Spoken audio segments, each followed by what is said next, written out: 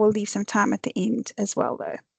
So a very big warm welcome, and we're going to have a good session to get really stuck into the summative. It is 2 weeks today exactly, so really time to do that.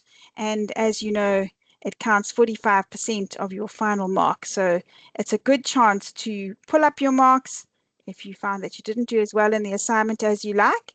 And in addition to maybe even go and push yourself a little bit further to get towards a distinction if possible, if you did manage to do well in the first one. It's definitely possible with this assignment, and I hope that at the end of this you feel confident enough to go ahead and do that. All right, so for those of you that don't know me, you can just call me Paula. I will be checking on the chat, but you're welcome to unmic and just speak and ask questions as we go. It's a very practical summative, therefore I think it should be a very practical masterclass. And actually at some points I'm going to say, right, what do you want to do next? And you can let me know in terms of how you're feeling there and when you want a break and that sort of thing. So definitely going to be guided by what you would like. So what I thought I would start off with is just a general overview of what it's all about, because it is, as I'm sure you've really discovered, a very strange animal, this research module, and it's also only part 1. So your assignment, I think you know very much from that what research is all about, and that is going to continue next semester. But a lot of the skills that you're going to learn in analyzing these 2 articles in the summative is actually going to be put to use next semester when you carry your research on further. So you will have to do things like determine what the population is and explain your methodology. And you really, I think, if you put your understanding to and really push yourself to know how to analyze these articles and to engage with the textbook, it'll just make life so much easier for you next semester. Okay, so this is what it's all about, and I'm going to start off then by just telling you the very basics of it. So it's also out of 200 marks. We'll give a bit more of a detailed breakdown now. And 20 hours, yeah, if you push it now, that should do it. You've got 2 weeks, so you should be able to fill that in. Note that research is really, really strict in terms of intellectual integrity, in terms of referencing properly and so on, because you are dealing with other people's work, and that's what referencing is all about, acknowledging them. So when you do quote from the article, then you need to reference the article. And when you use other credible sources, then you need to reference those immediately. And whenever you use a textbook, same thing. And then, of course, just using the normal referencing method. There is a word count limit, but I don't think that should be a problem because it is more about quality over quantity. But that is, if over 5.5, not going to be marked. So you do want to pay attention to that.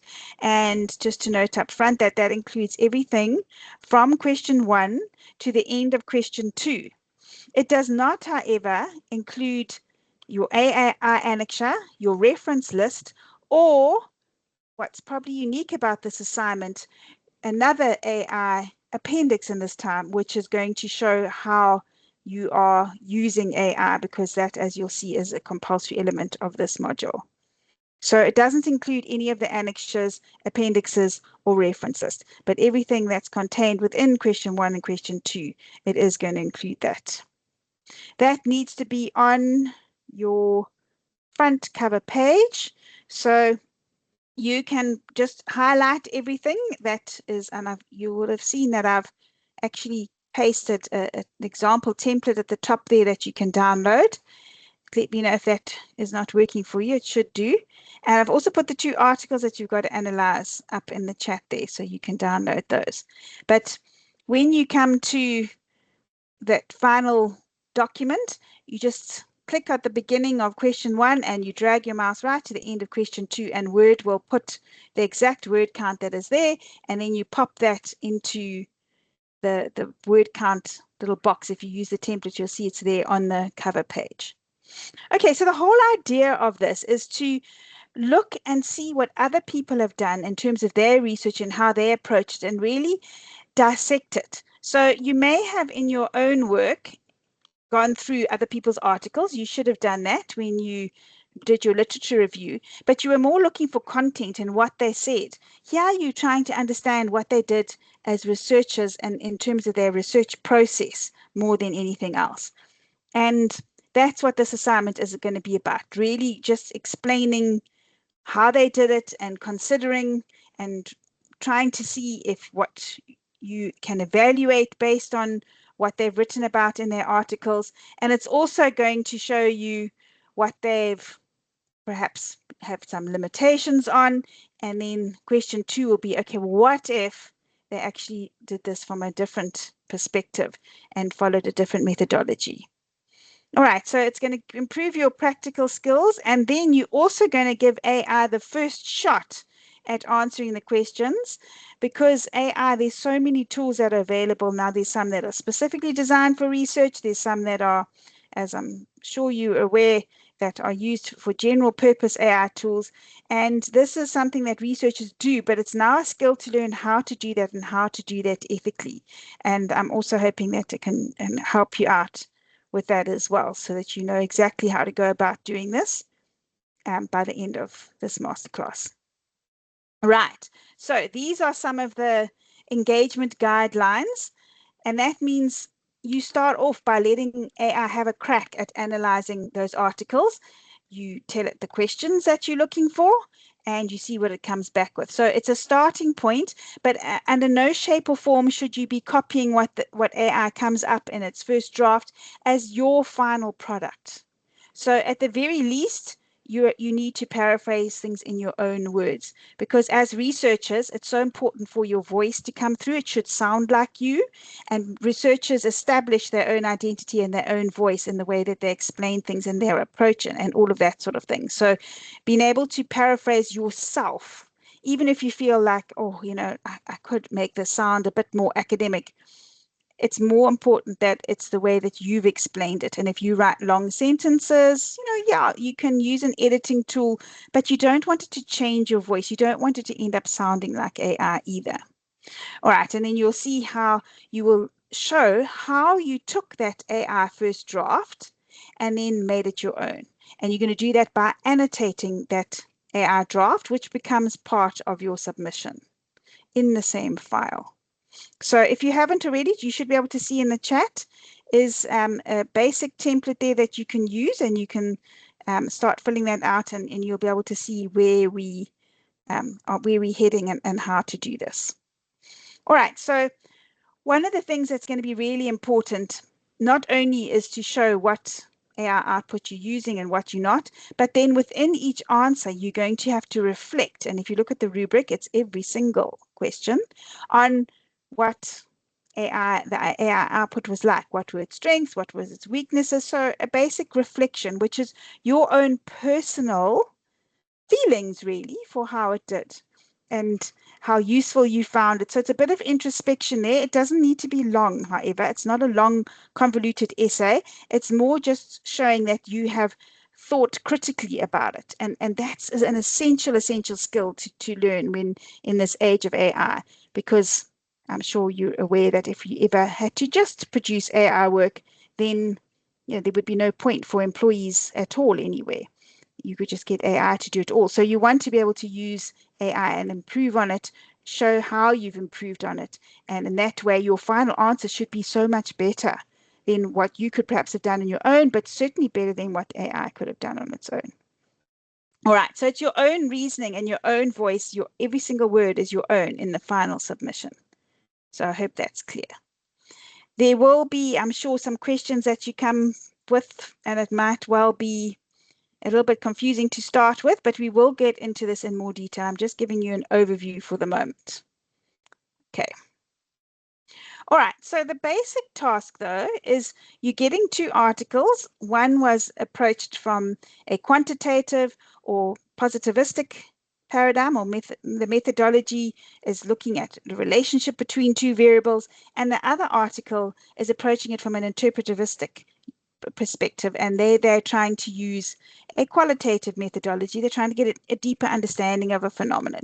So 2 completely different approaches, and it's an undergraduate course, so you're only expected to know the 3 basic paradigms as per your textbook.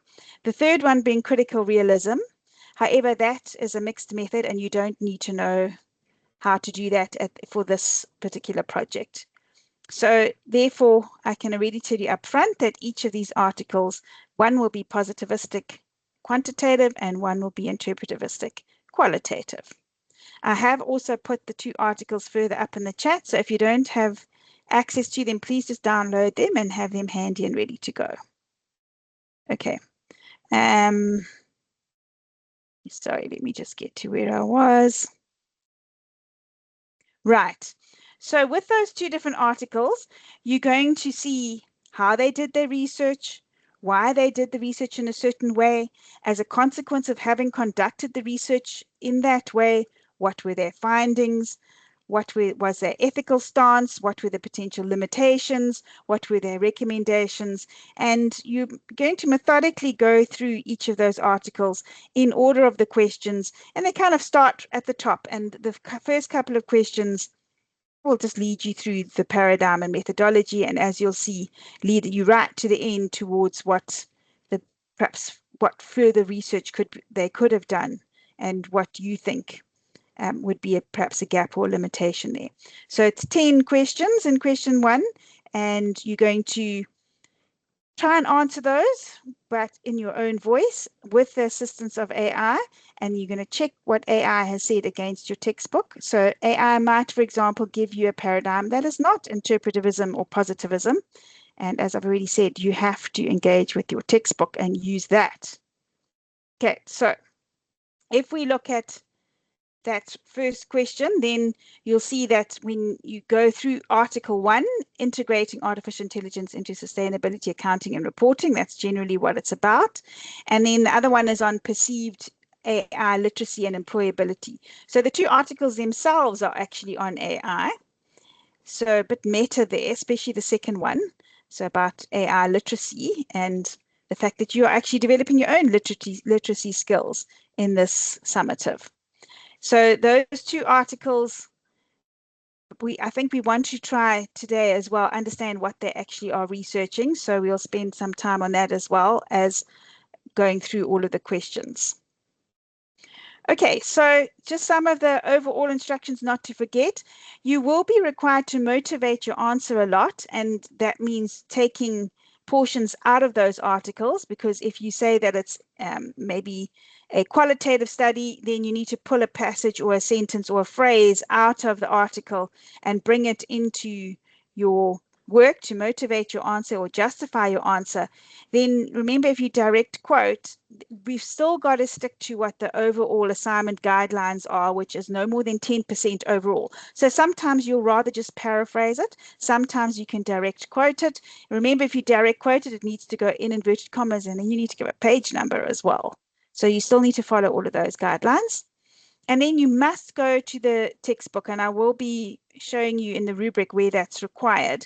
But your very first job after you get the AI output is to go and see, can you find that in your textbook? And how does the textbook explain it, and how does it align? So you definitely start in your textbook, which means the textbook should be referenced liberally throughout your answers. And then you're also going to supplement using additional credible sources. So if you look at the rubric, sometimes to get into that distinction block, every answer will probably need the textbook reference plus another source. So that means you need to have some credible sources on standby. And there's quite a few. If you go to EBSCOhost, yeah, okay, I'll come back to that. Thank you. Then maybe your campus librarian can also help you to find some research methodology textbooks. That's also a very good idea to do that, because sometimes in that rubric, I notice that it says authoritative sources. So you absolutely can't be using Google websites. Yeah. Okay. So just to come back to some of those questions there.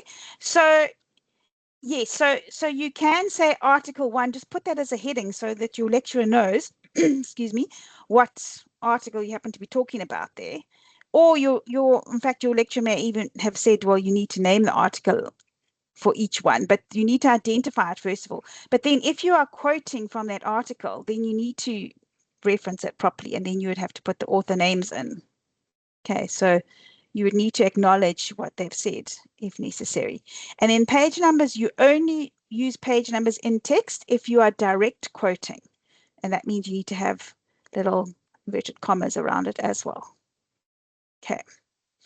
All right, then just some of the other things there then is that, yeah, so I was saying that marking rubric, you need to look at that very carefully, because if you've given a brilliant answer, but for example, you only reference the textbook and the rubric says top marks has to have other credible sources, then sorry, you can't get in the top block. You have to go into the pass block. Or it might say, let's say that you find like a really great definition of reliability, let's say, and it comes from a website, and you happily go and reference that, but then you look at the rubric, and the rubric in the fail block says lack of credible sources, and that happened to be the only source you gave, and it's not a credible source. Then you fail the whole question for a simple thing like that. So you've got to scrutinize that rubric, and I recommend at the very end just go through and say, check the fail block and say, okay, yes, I haven't done any of those things. Check the distinction block, and you can sort of say, oh, well, I reckon I've done all of those. Just because it's sometimes a silly little thing like that that can have a big difference in your marks. All right, and then you've got to put the word count on the cover page, as I said, and if you go over 5.5, then anything over that cannot be marked.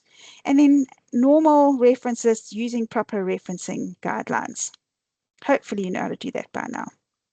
Okay, so the main report then is at 5.5. You answer all of the questions, the sub-questions of question 1, the sub-questions of question 2. You also, within that, will have your AI reflections on how it went, your little bit of a personal story there. That's what counts for the word count.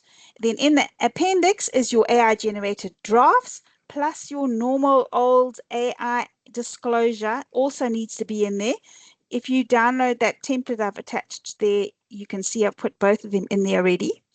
And that draft, you're going to annotate. And annotating just means that you're going to mark it up. You're going to scribble over it. You're going to color code it to show, and we'll go through it, exactly how you used or what your intentions would be. It kind of gives your lecturer an idea of what the process was that you followed it. Okay, so to find sources, so you can have a look on EBSCOhost. There's quite a few really good sources of books for research methodology that are freely available. Just even on a Google search, you'll probably be able to find those. But the information specialists will be able to help you with that as well. So definitely go and look for even just one good methodology book in addition to your textbook will be a good start.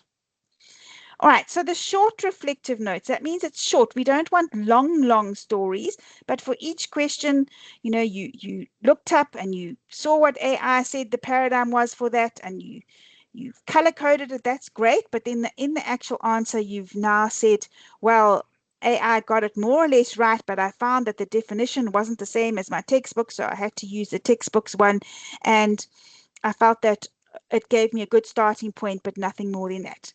That would be a personal reflection, and everybody's reflection should be different because you all had your own different experiences with it. You're not being told which AI tool to use, what your prompt should be. It's all completely up to you, and therefore that short reflection should be more than enough to explain how you actually find it and what that critical analysis was that you went through. Okay.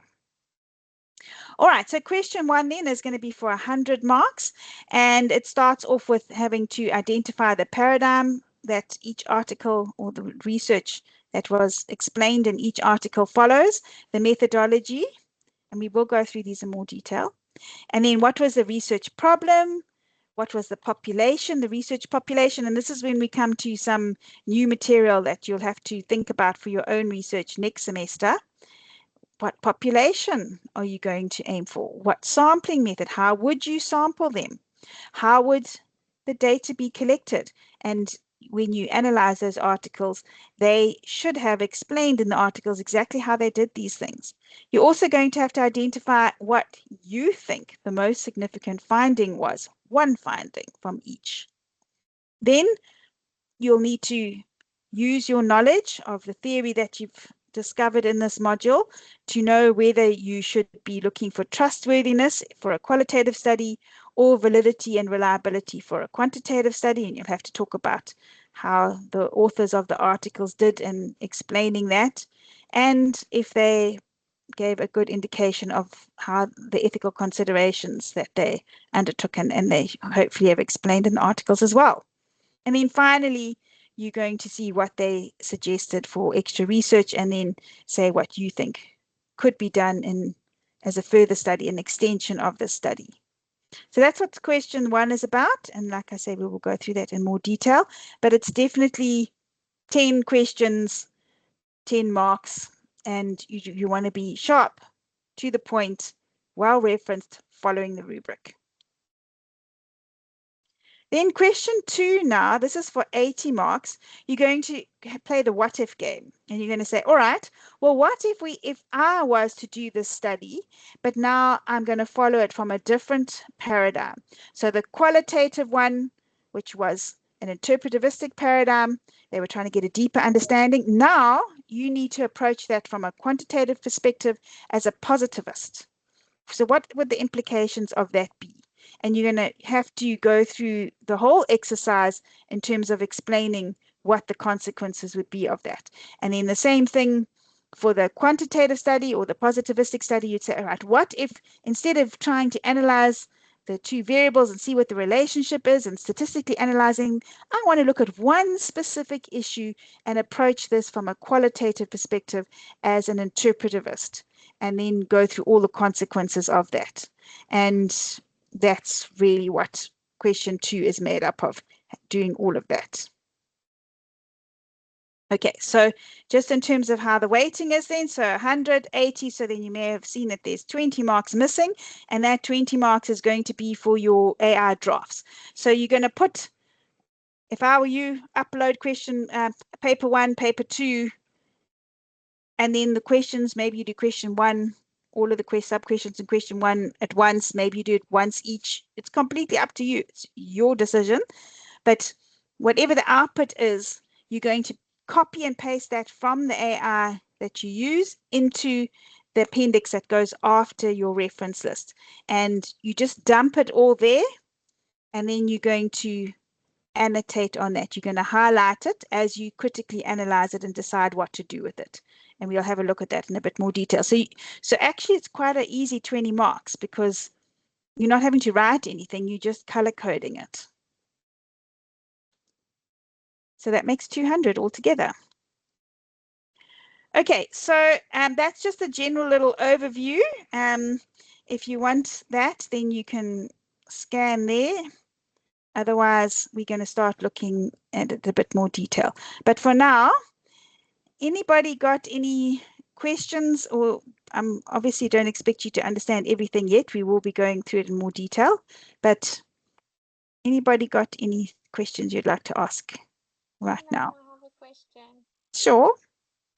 So, from my understanding so far from the assessment, so we have to do the assessment as normal, put our references, and then all the way at the end from our references, put the whole question into ChatGPT or whatever AI source you use, take the exact prompt, put it at the end, and then highlight it according to those colors, the green, the orange, I think, and then reference the AI as well, and then add the link.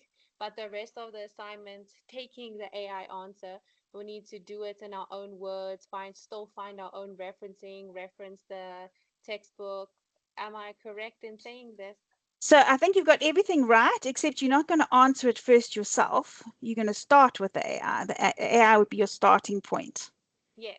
Yeah. So you start with the AI, you see what it comes up with, and then you start analyzing it. So it should get you a little bit of the way along, but then you need to do exactly what anybody who's working really well with AI knows to do, which is to fact check it. And you're fact checking it against your textbook, because as lecturers, that's what we want to see, that you understand the prescribed material. We also want to see that you're capable of doing additional research and finding other credible sources. So we want to see that. And then we want to see that you verify it against the articles. And then, yeah. But otherwise, you explained it perfectly, yeah. All right, perfect. So if the AI gives you an answer for question 1.1, whatever, it gives you a paragraph, you can take a few words from that, let's say two sentences if you think it was correct, but you have to paraphrase it. And let's say for the rest of the question, you can take the textbook answers, or do you have to take the whole AI question and paraphrase it? No, so I mean, I tried this, and we can actually do this together a little bit later. I like literally said, well, I like that phrase. I'm going to take that and just write it in my own words. Then I'm ditching the next thing because it got too technical, and my textbook doesn't go that technical, so I don't need to do that. And then, well, I need the rubric says I need to define this, which AI didn't do. So I'm going to define it from the textbook and reference that. And then maybe the AI gives a really good motivation or extract from the article to prove it. And then I will say, right, I'm going to take that now as well. So within one paragraph, you could completely mix and match and decide what you want to do. I see. Perfect. Thank you so much. Oh, last Good. question. You Sure. said to find the my lecturer, Tian, he said the best way to find the references is from Google Scholar and then find articles from there. Do you also agree that that's the best place to find your references? And when you do find references, how do you know that it is a credible source? So Google Scholar, that's a nice shortcut because anything in Google Scholar is going to be credible. But a lot of the times, I think what you're going to need to do for this assignment is find from a book methodology book, which you'll be able to, I always comment on Creswell as one of them, but there's lots of freely available research methodology books. So just like your textbook, you can find other ones that will help you explain what is quantitative research, or what does validity mean in research, or what are the dimensions of trustworthiness. So just where necessary, where you asked to find another additional source, it might be worthwhile just finding another textbook or two. And in that regard, like let's say you were trying to find something about scales, using Google Scholar, I'm sure you'll find an article on somebody who's talked about scales.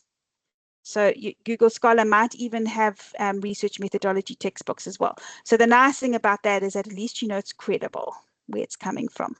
All right, perfect. So you recommend us using the methodology textbooks rather than just a normal article from Google Scholar. No, if you find an article that's on the methodology, that's absolutely fine. But I'm sure that as you know, if you look at many times when you use Google Scholar, it's actually finding as a very specific research article as opposed to being a textbook.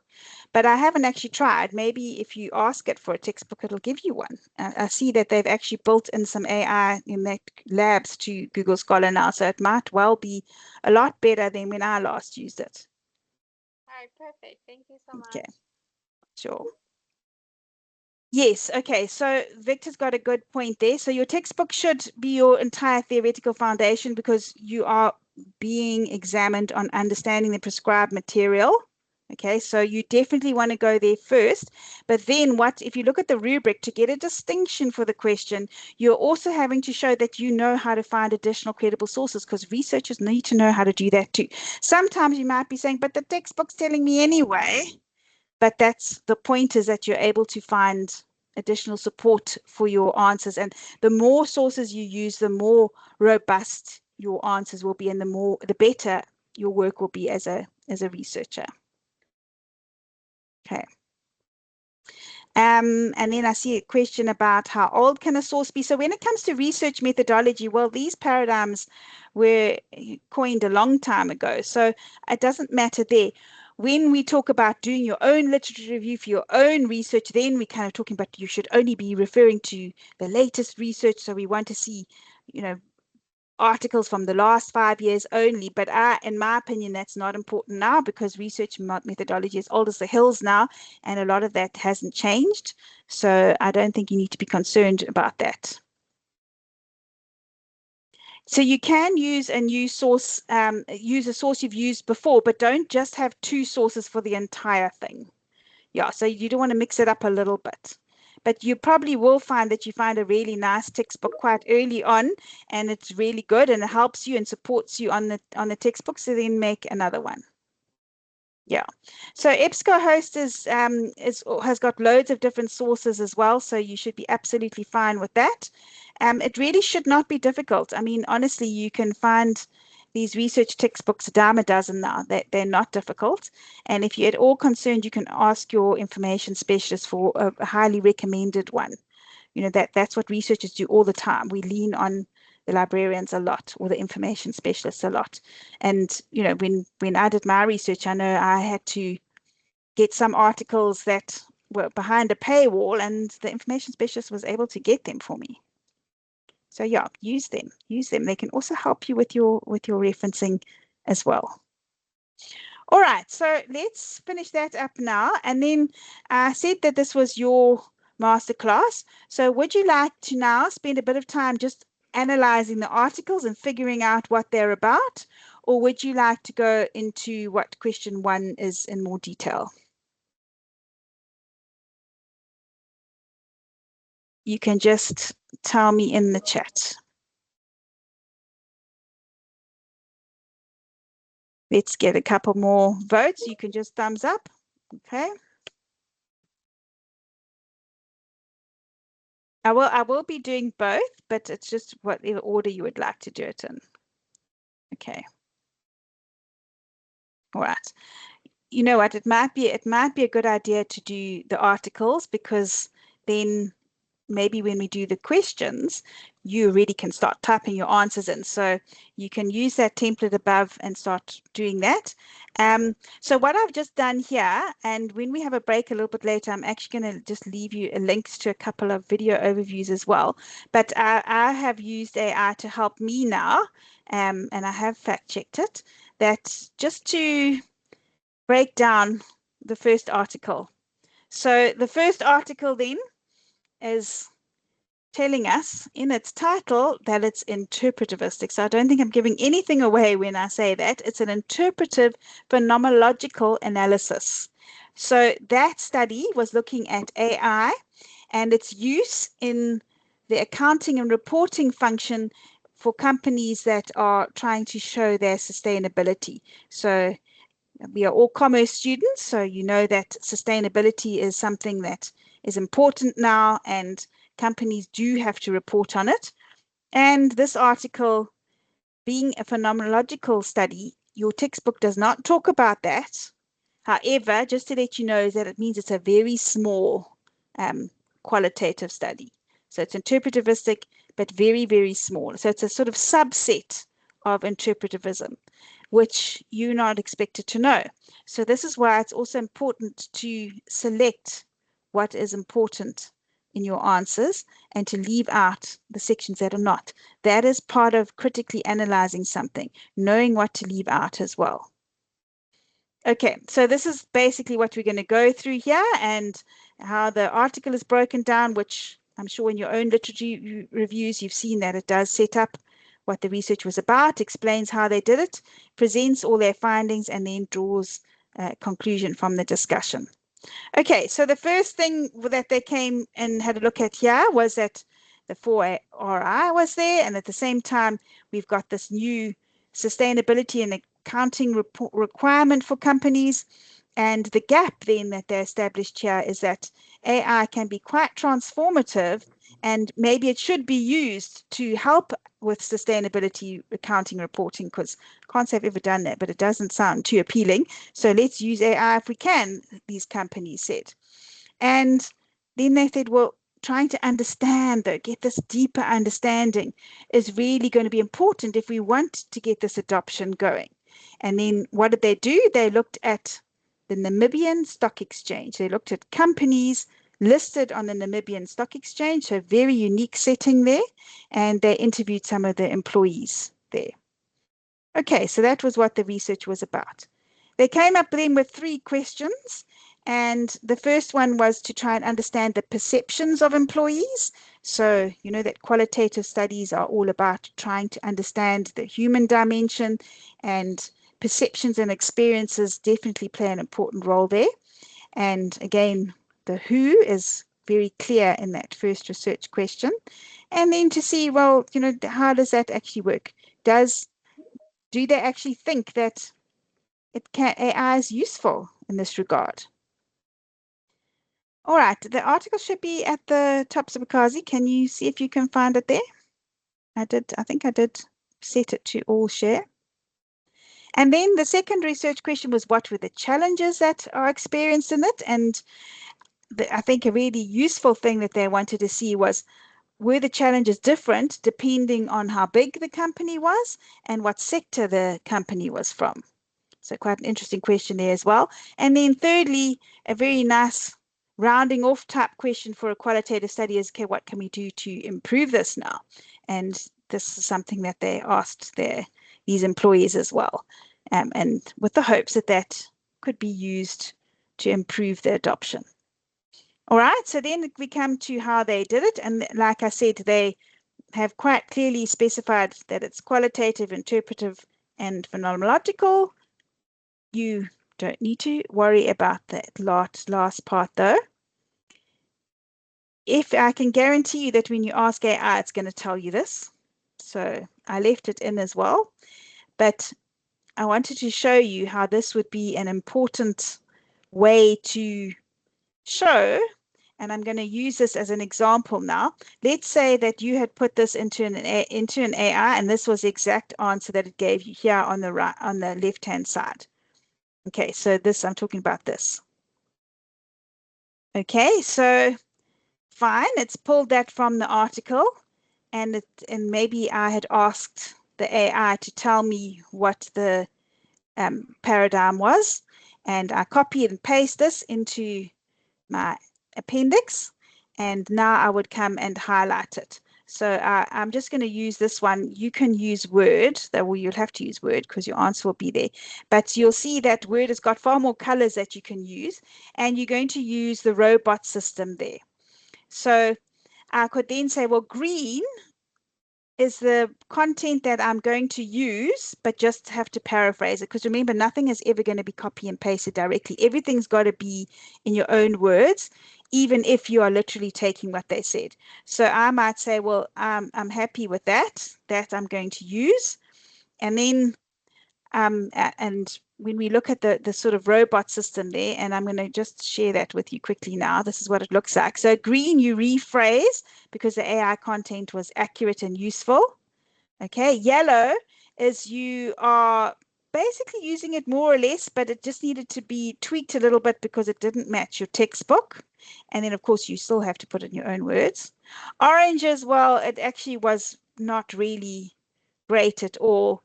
I used some of it, but most of it had to be rewritten. And red was, nope, I'm not touching it. Okay, so that is your color coding system that you're going to use. So for this, I might say, okay, that part's fine.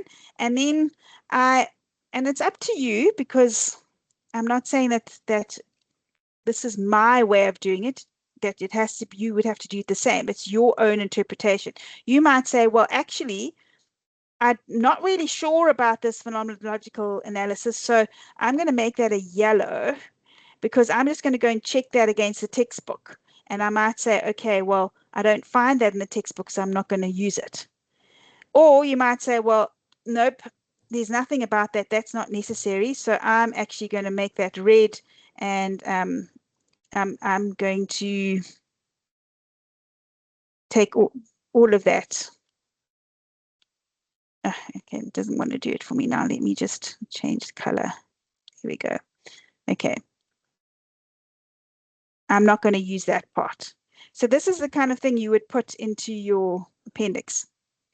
Okay, then I might go and look at my textbook and I see, oh yes, so I remember now that interpretivism is all about perceptions and trying to understand human factors. So I'm going to say I'm going to talk about perceptions as well. I'm not going to use phenomenological. I might want to use this, but perhaps, and I haven't got an orange here, I'm going to use pink instead. I might say that this is now the application from the study, and I had to go and check that and see if that's actually what they said. So that's the kind of thing that your annex is going to look like when you're finished. Anyway, so let's continue with what the study is all about. So they were trying to look at these first-person experiences and extract meanings and perceptions from it.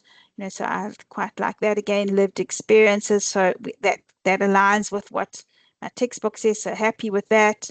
Doesn't say anything about bracketing or that part. So I might then say Okay, I'm going to rather just explain that part only, and I would say that I don't really like that at all, but I'm going to rephrase it. All right, so there that might end up being what I'm using here. But anyway, the point of this study is that it is interpretive, and you might notice as you go through this that the textbook talks about humanetics, and that's definitely something that I'm going to be using. And if I go and look at what the two articles say for this, let me just come to this first question quickly just to show you.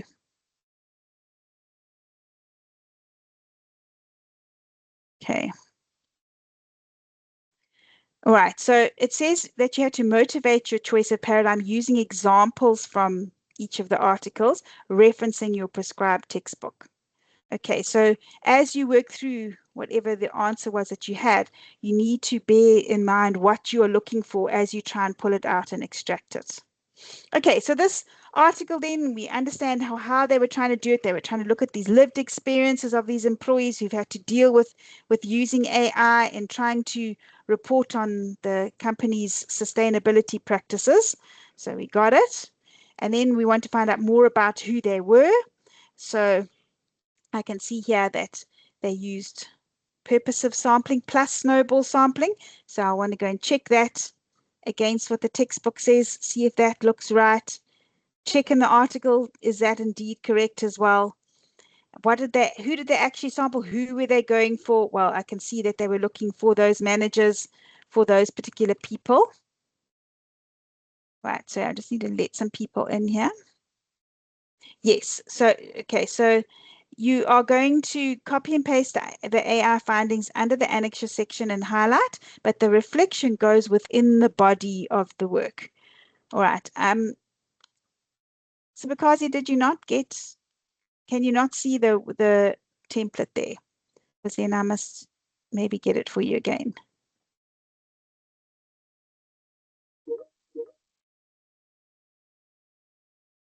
No, I'm not sure what you mean. Like the answer? Just explain that.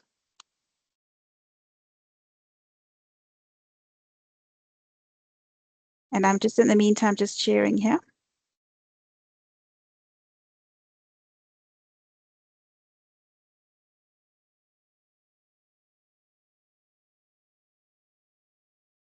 Okay, try that. I'll put it in again. Okay, so it's within the body. Okay, let me show you this in more detail. Right, so let's go to question 1. This is just an example. You absolutely don't have to do it like this. I just wanted to structure it a little bit. So over here, if you look at the rubric, it's asking you to identify, name the paradigm. You need to define the paradigm and reference that. You need to say why you said it was that paradigm for Article 1 and Article 2. And then you reflect on, okay, how did the AI do in this? What were the advantages? What were the disadvantages? Look at the rubric and see what's required of you. If we go here, we can see that reflection demonstrates an awareness of the AI limitations and explains how refinements improved the final answer. Okay, so in that reflection, so just 3 to 5 lines. Does that make sense?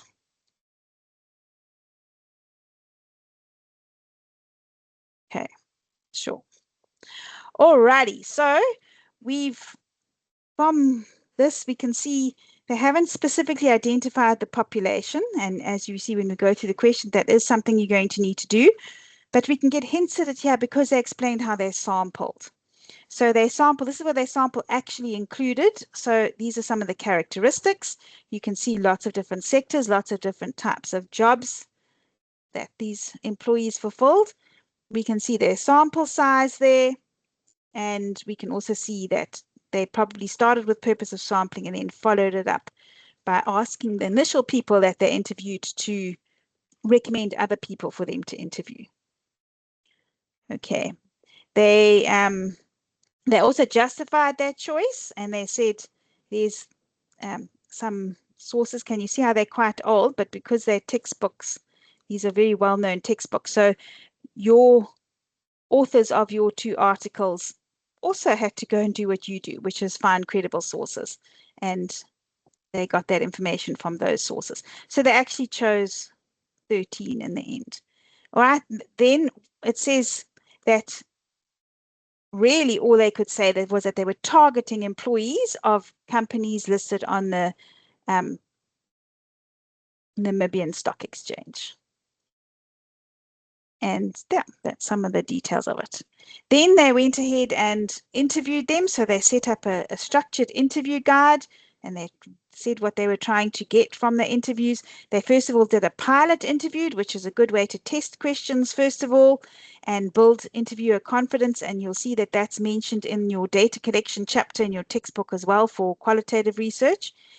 Then they actually conducted the interviews. They were online, and they were between 45 and 80 minutes each, so you can get some good detail as you go through that. They recorded this and they transcribed them. They used Zoom, so they got Zoom to auto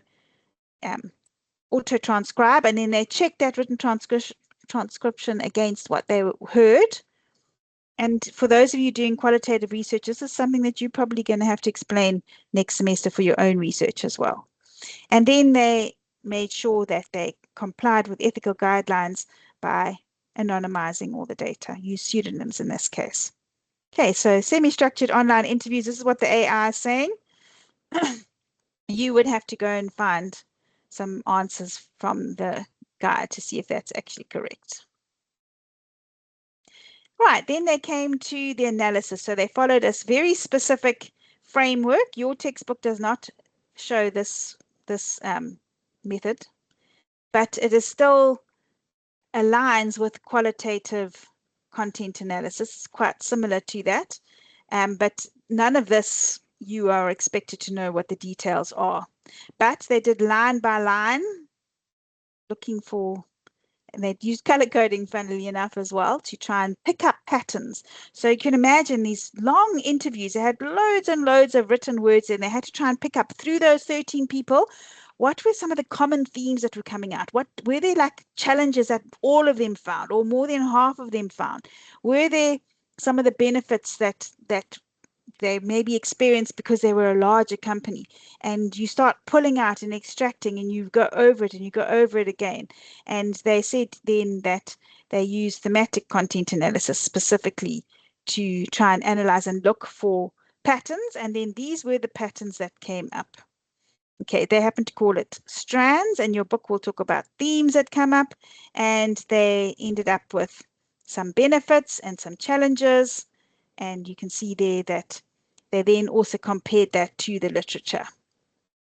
This means that they were able to say whether their research aligns with what other researchers have found, and perhaps they found some new things that other people hadn't found before. So that you'll be able to see as you work through the lot more detailed work that's in the actual articles. All right, so just overall though, and this is what we can pull out from it, that it does help, AI does help to automate mundane and boring tasks. So it helps with that. It gets you a bit more efficient. And it also helps with data integrity or data accuracy to make sure that that reporting of sustainability there's no lapses in it. And it also means that they can scale up, and it just makes it that much easier for everybody to access it. So that was some of their findings.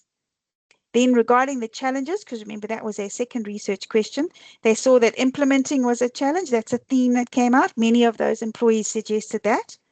And they also found that infrastructure, not everybody perhaps had the AI use that they could.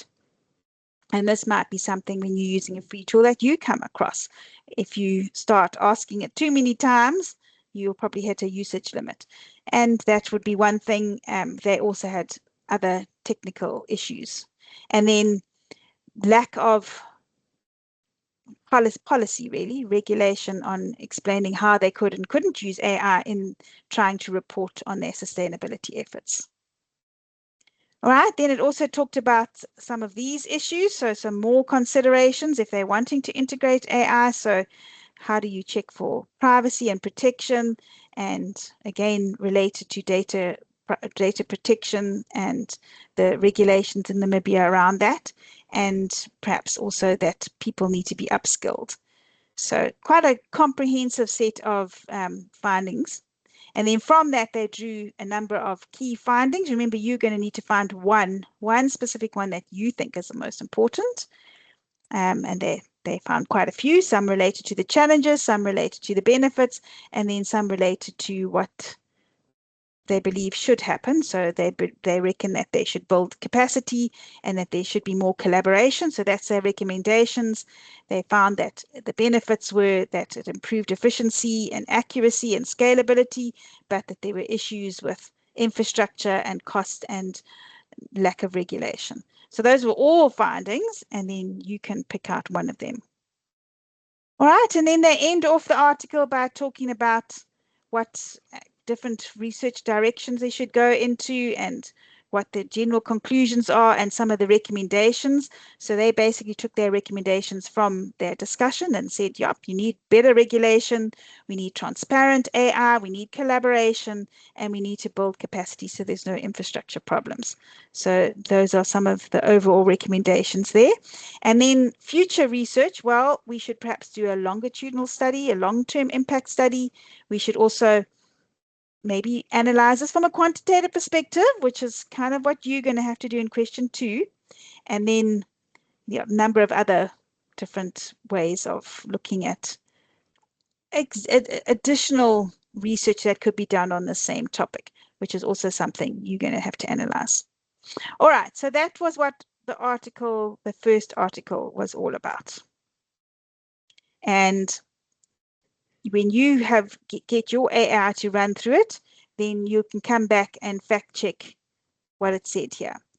And I'm sure you'll agree that having AI help you analyze an article is great when you see how complicated it can be to peruse an article, but it's also important that you know how to do that. So you're going to fact check by pulling out and explaining things. For example, you would have correctly identified the paradigms for each of these. So you're just going to name it. Okay, so literally just a name. That's it. Then you need to show that you can explain it because that's got to be in there too. And motivate it. So go and find something from the article that proves that you are right to identify the article as interpretivistic or positivistic. Plus, you need to find additional sources. So explain what that paradigm is, one from your textbook or maybe one from another source. And then to get in the top block, when you compare what you've written to what AI in the annex has done, yours is way better than what the AI was. And then you've got your short reflection to show, yeah, this is what I thought, this is how I improved it. And it's finally all in your own words. So that's question 1. And I'm going to give you a break now. I'm actually going to give you, yeah, I'll post it in the chat here as well. I'm going to give you a little link to a video that you can watch that will give you an overview of this while you have a short break. I think it's about 8 minutes long, so I'm going to give you 10 minutes to do that. So let me just paste this for you. It's an explainer video made by Notebook LM, which is also a great AI tool. I must say it didn't do a great job in analyzing it, I found, but maybe my prompt wasn't great. All right, so that's a little one you can watch. It's nice, easy viewing because I think I went through that quite fast, and you might find that that's not quite the way you prefer to analyze an article, and this might help you.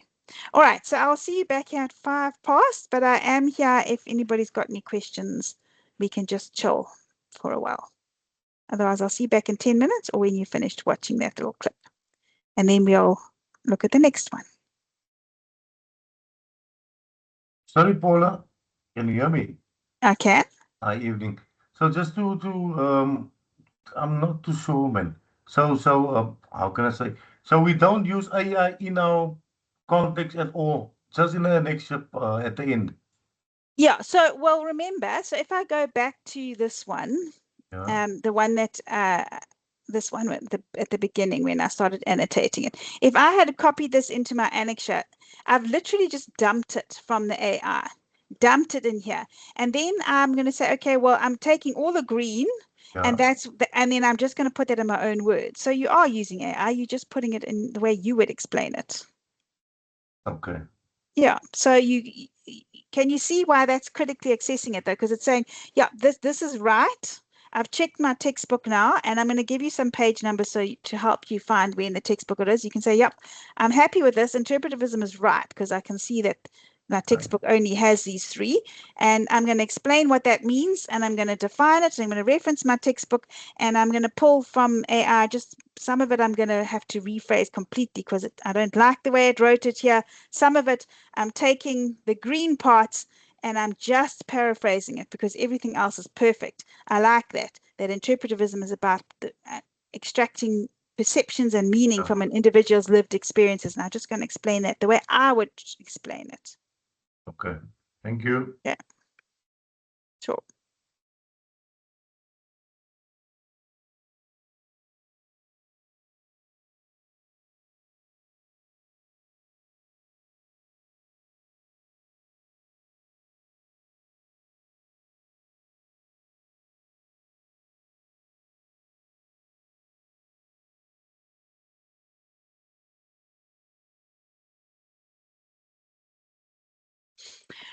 Okay, so no, because when you paraphrase it, you're going to do that because you've checked it against the textbook, right? So if I go back to the article, and back to the template here. So I've named the paradigm here, and then I've gone and I've looked at Article 1, and I've said, okay, it is interpretivist, it's interpretivism, um, and then I'm going to go and look at my textbook, and I'm going to look on page 31, where it starts off talking about paradigms, and I'm then going to say, okay, let me explain what interpretivism is, and then I will say because in the article they are looking at their lived experiences of these employees of the and their perceptions for the people who worked for the Namibian stock exchange companies, and then that's would be my motivation section over here. So this would be reference from the textbook. So definition, this would just be one word, and the motivation here would be from the article. From Article 1, and then that I've taken from what the AI has helped me with because I've checked it against it. And that, if I'm direct quoting, of course, I will be putting it in quotes and I'll be referencing the article there.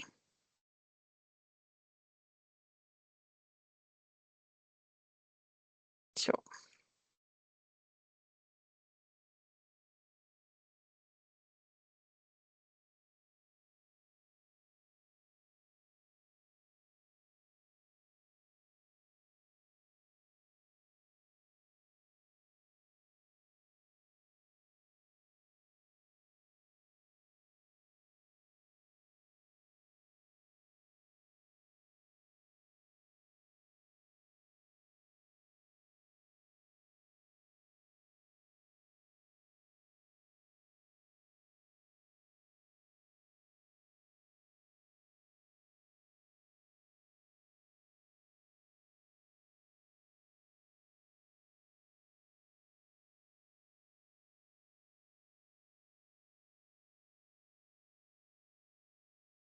So because you are fact checking it and you confirming definitions and so on, if the AI has given you that against your textbook, your authoritative source is the textbook.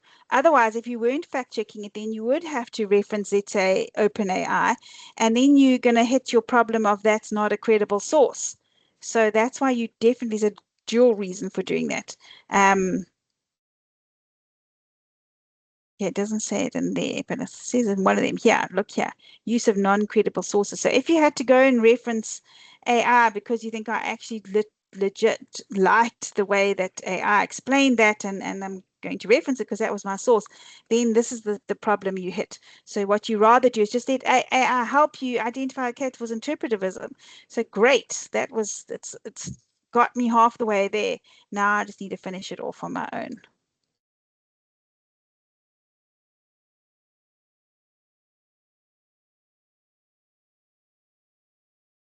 All right, a 5-minute little break, have a stretch of your legs.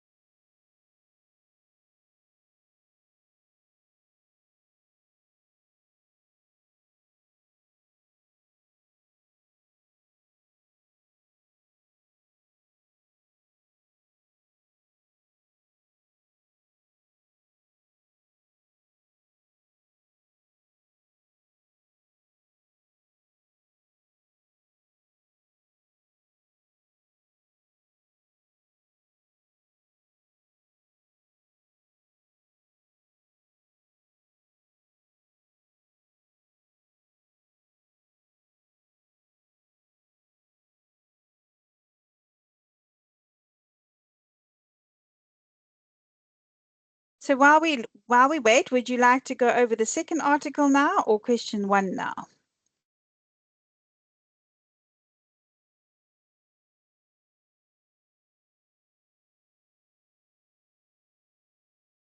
You can let me know in the chat.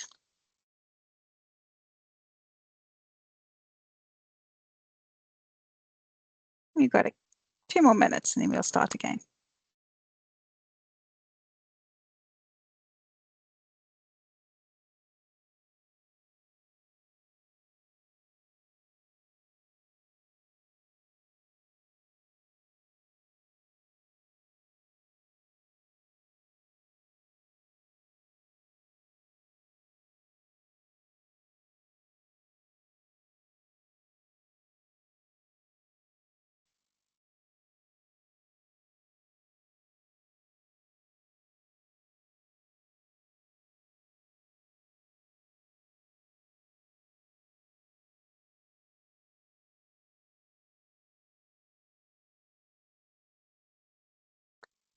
That is at the end of this Word document, the template's there.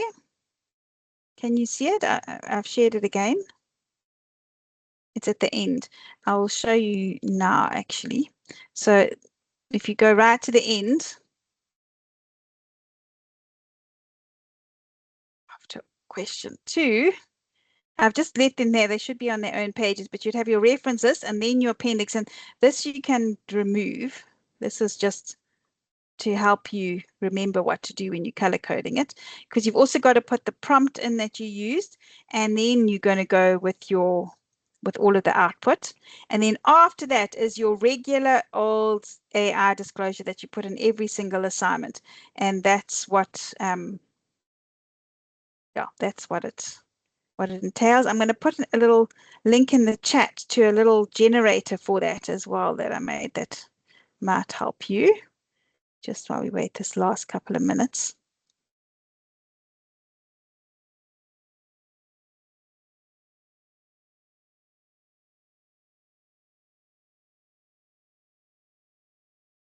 Just need to find it quickly.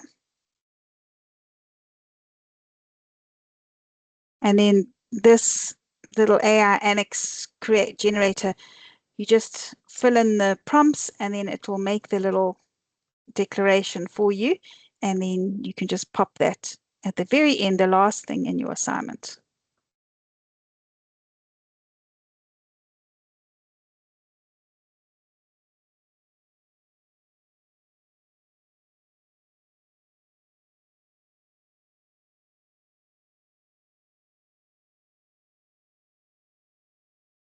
Okay, so I would just copy the link because you don't want to have another whole screenshot thing. Right, there you go. It's in the chat. All right, I make that time to start again. So let's get going. And we had the request to go with the articles. So let's have a look at Article 2. So this is the quantitative one by default. It's the positivistic one, since you know those are your two options. And it was very easy to see that Article 1 was qualitative. And hopefully you understand all about quantitative. For those of you that did qualitative for your assignment, this might be a little bit more challenging for you to understand. But those that chose quantitative will find it equally Article 1 harder to understand because you already have a bit of a prior knowledge based on the methodology and paradigm that you selected for your own research. That's why it's important to do this so that you know what the other perspective is like. Okay, so these researchers were also looking at trying to understand more about AI and AI literacy, but they were really wanting to see what is the impact of AI literacy on university students' employability. And they wanted to then test the relationship between those variables, and they looked there and they set up a nice research problem that, of course, AI use is growing, and therefore you need to look at how these different AI and use that's there, and what do employees actually want, what is the gap there, and graduate employability is also really important. But there's little research on whether it actually influences university students' employability. So the aim then that was extracted from this is to examine the relationship between AI literacy and employability, and that is very well aligned with a quantitative methodology that is specifically trying to test the relationship. They have got two variables there. So AI literacy is an independent variable and dependent variable is employability. And they then presented the theoretical framework that they used for the study. They used a technology acceptance model. And you remember for your research, you had to come up with a theory that aligned with what your research was about. Well, that's exactly what they've done for this one. You'll note that that wasn't done in the qualitative study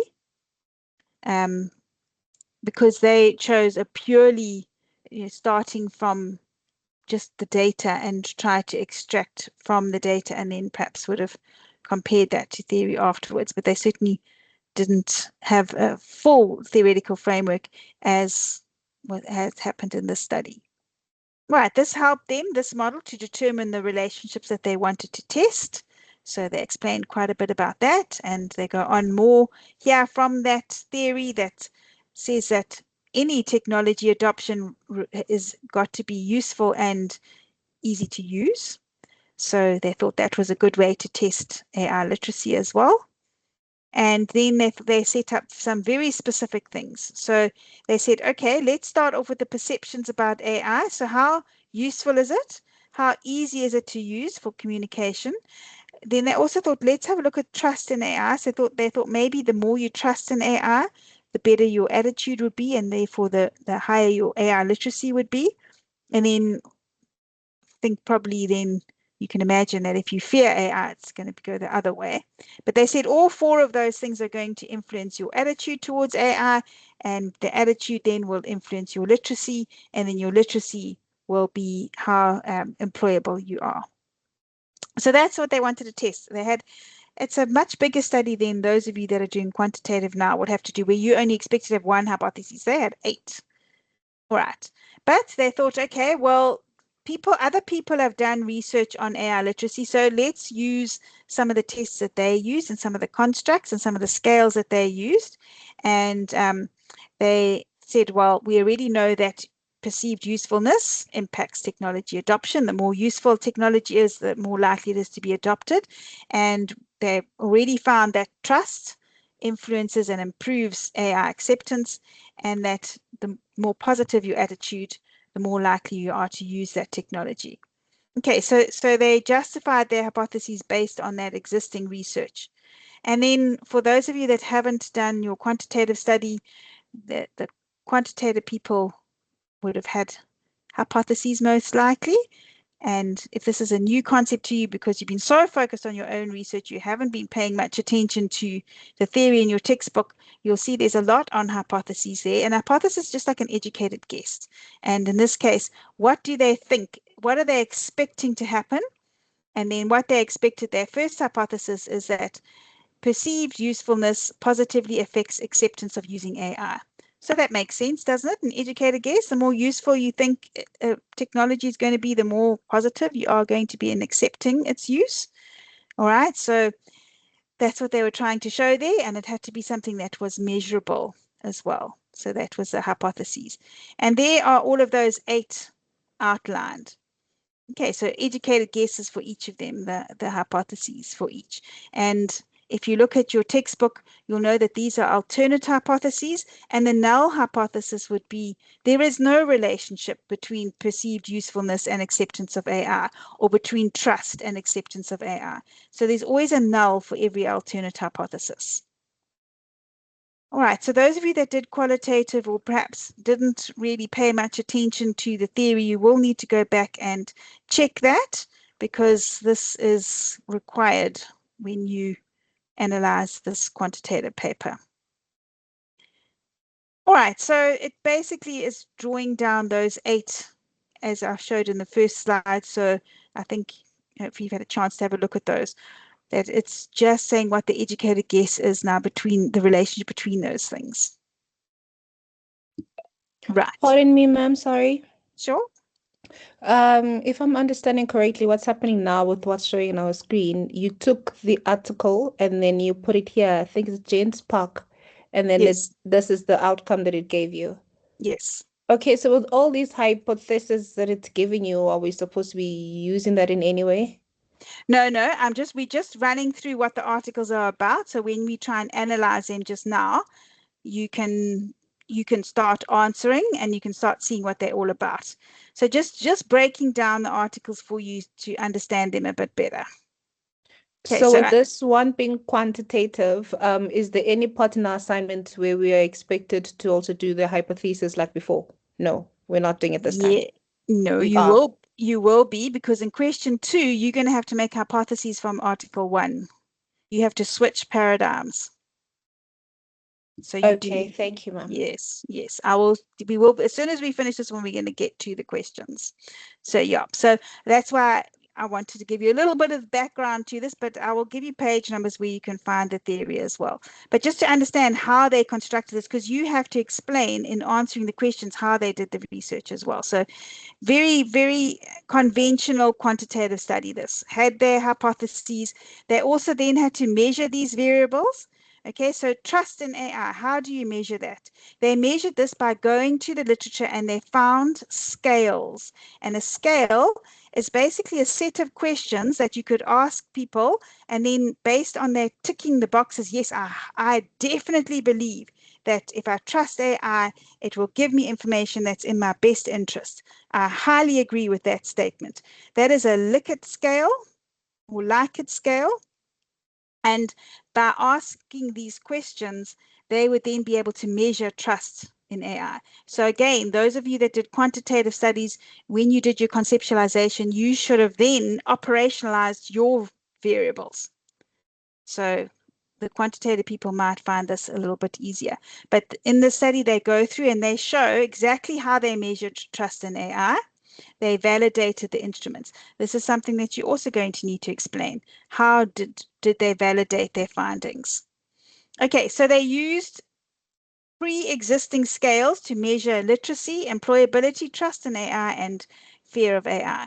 So they're great for them. They managed to find that already. They didn't have to go and invent all their own questions, but they set up their questionnaire and off they would have sent that to their sample. All right, so they sent this using a survey. So remember, interviews was the last article. This time they used surveys. You're going to need to switch those around in question 2. And who did they sample? It was Hong Kong University students. They sent this structured questionnaire to them with all of the questions that we're going to measure those variables. Each of those were measured on, like I said, a Likert scale. Those are explained in your textbook as well in the quantitative data collection chapter. I'll give you page numbers shortly. They then justified their use of Likert scales. So Likert scale just really says that on a scale of 1 to 7, how much do you agree with this statement, using AI as a smart way to get things done? And then imagine if you were being asked, you might circle 5 or 2. That's what your opinion would be. That's the research data that they were trying to gather. Okay, so that's how they constructed their study. So definitely quantitative, using surveys with hypothesis testing, and then they wanted to measure those statistically.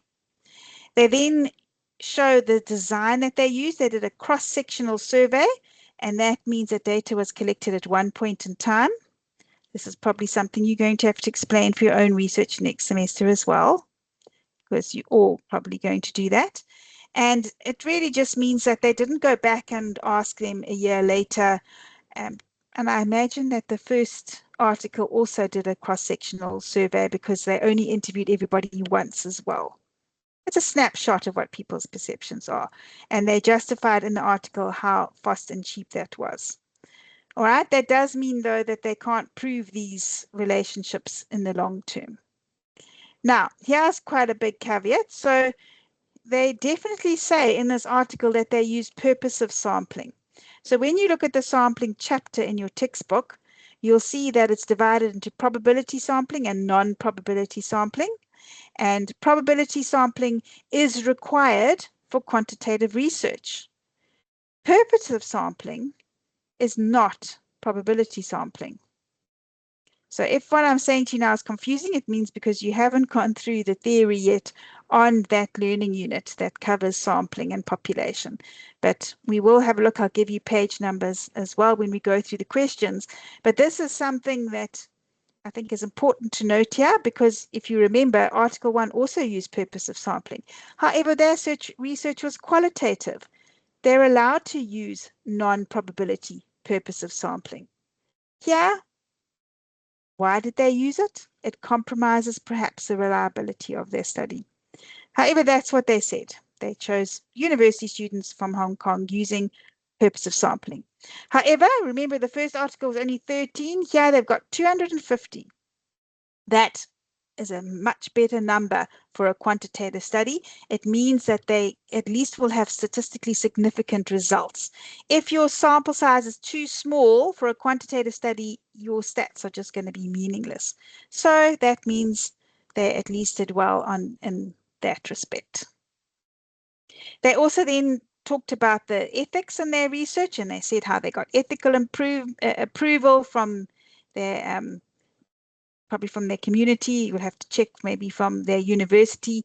They got informed consent from all of those people who filled out their survey. They didn't ask for people's names, so they kept it anonymous. And they also gave people a right to withdraw. Those are all very good ethical considerations. And that's something that you're going to need to explain as well in your answers. And there's a whole chapter in your textbook about that too. Right, so now we come to another one where it's like there's no way you're going to find anything about structured equational modeling, which is SEM there.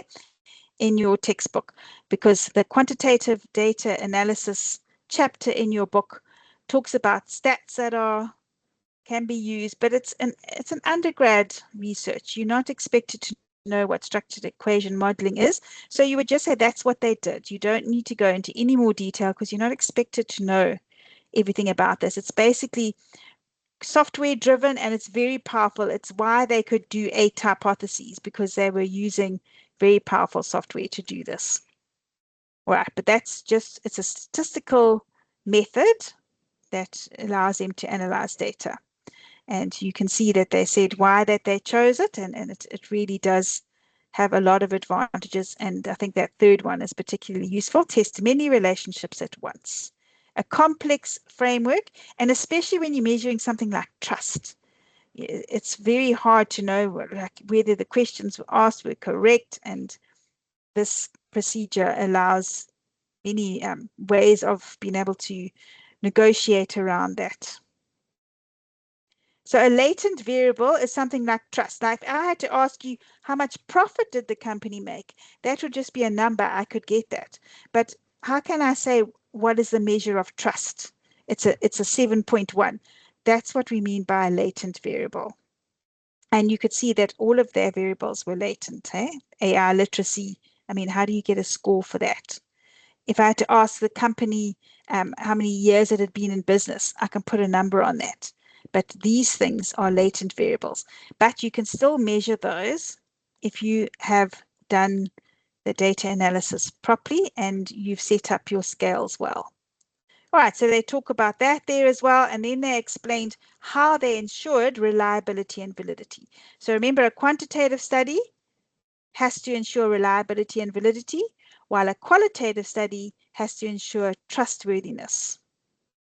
And they gave quite a few different methods that they used to ensure both of these constructs. And that means, you'll see you have to actually explain this too, that some of these you're not going to find in your textbook, so you can just name what they are, because your textbook does talk about some of these if you look at the reliability, validity, and trustworthiness chapter, but it's not expecting you to explain them in any level of detail. But you can say that they did statistically determine the reliability and validity by using things like discriminant and composite reliability and discriminant validity, and average variance, which is another form of validity.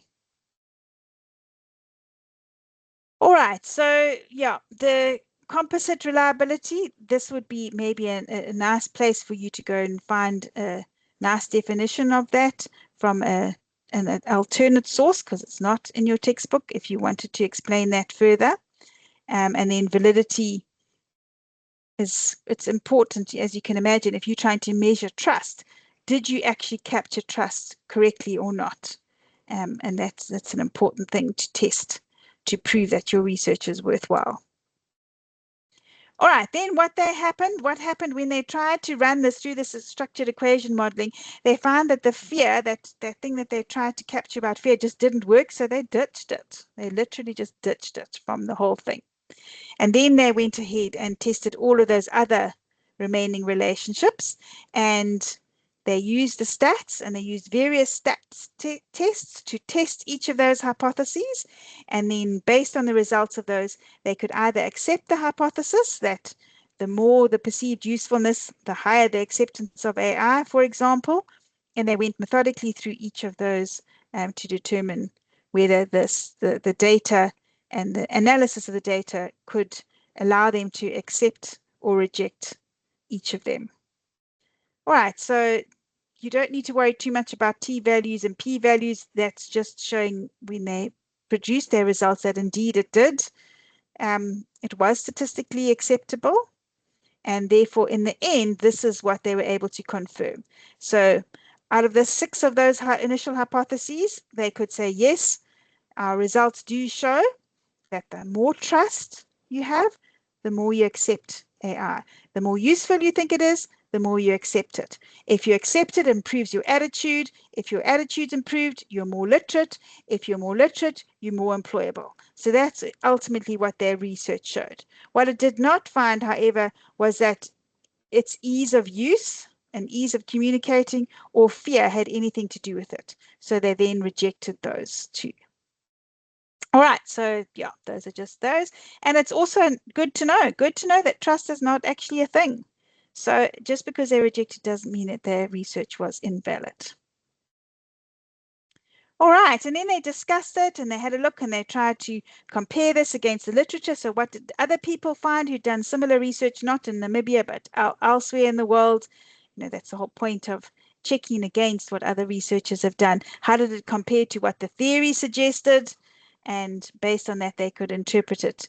And with their final conclusions, they could say, yes, literacy does improve employability, and therefore universities should embed AI, and AI competency is becoming essential for graduates. That's their ultimate conclusions.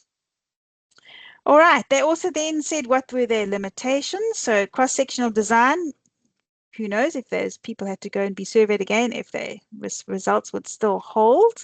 They also only used Hong Kong students, so maybe it doesn't apply in other areas. And then they also said that maybe there are some other factors that we didn't think about, like maybe fear wasn't a factor, but we should have had distrust in there or bias in there or something like that. And I note another one that's not in here is that they use purposive sampling, which is a limitation as well, because you should use one of the probability sampling methods. Okay, and then they also said, well, what do they suggest? So instead of a cross-sectional study, rather do a longitudinal one. That's a good idea. Maybe look at it from the employer perspective instead of from the student's perspective. Look at other things as well, other variables, not just the ones that they looked at. And then triangulation, which means, well, let's go and do some qualitative research as well, which is, of course, is what you're going to have to do with this research. Okay, so that's basically what those two articles were about. That is all about this one. All right, so it's given you a very good overview of that. And we can then say, right, we now need to go and answer those questions to explain how each of those articles worked. And now you've probably hopefully got a good understanding of what that research is about. You're going to have to say, well, what would you name that research now if you had to approach it qualitatively? And what would you sample if you were now going to do it qualitatively instead of quantitatively? So you really do need that good understanding of what each of those research articles were about. So I hope that's given you a nice overview. I'm going to put another recording. You can watch it later, just because sometimes it's easier just to watch a fun little video about it rather. It's a little explainer too. So I'm going to pop that in the chat, and that might also help you before you start trying to analyze it in more detail for question 2. Okay, I don't think you really need it for question 1. Question 1, I believe, will be relatively easy.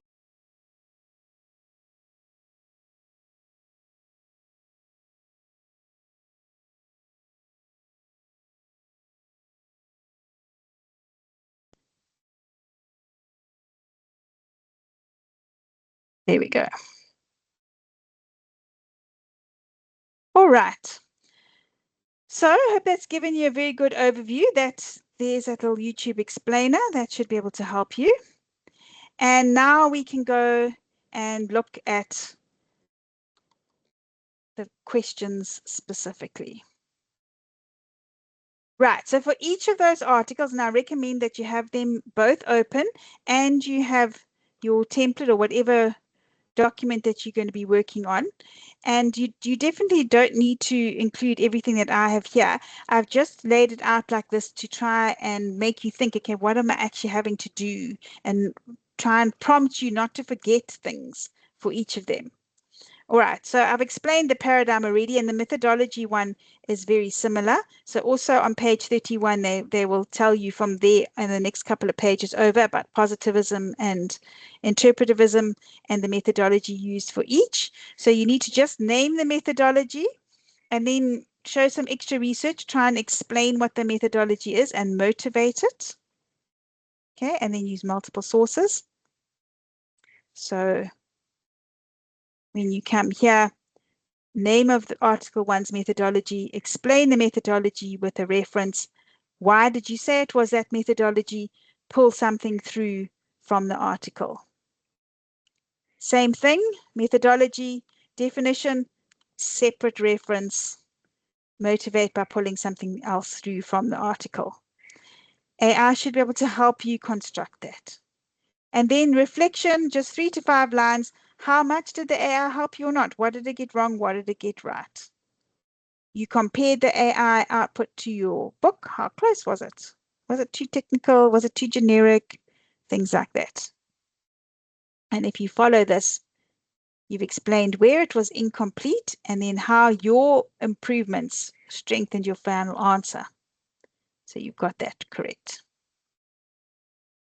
So that is 1.3. And you can see some of it you can pull out straight from the abstract. Other times you can understand how a general article is laid out as well. It starts off with an introduction, which gives a little bit of a literature review as well.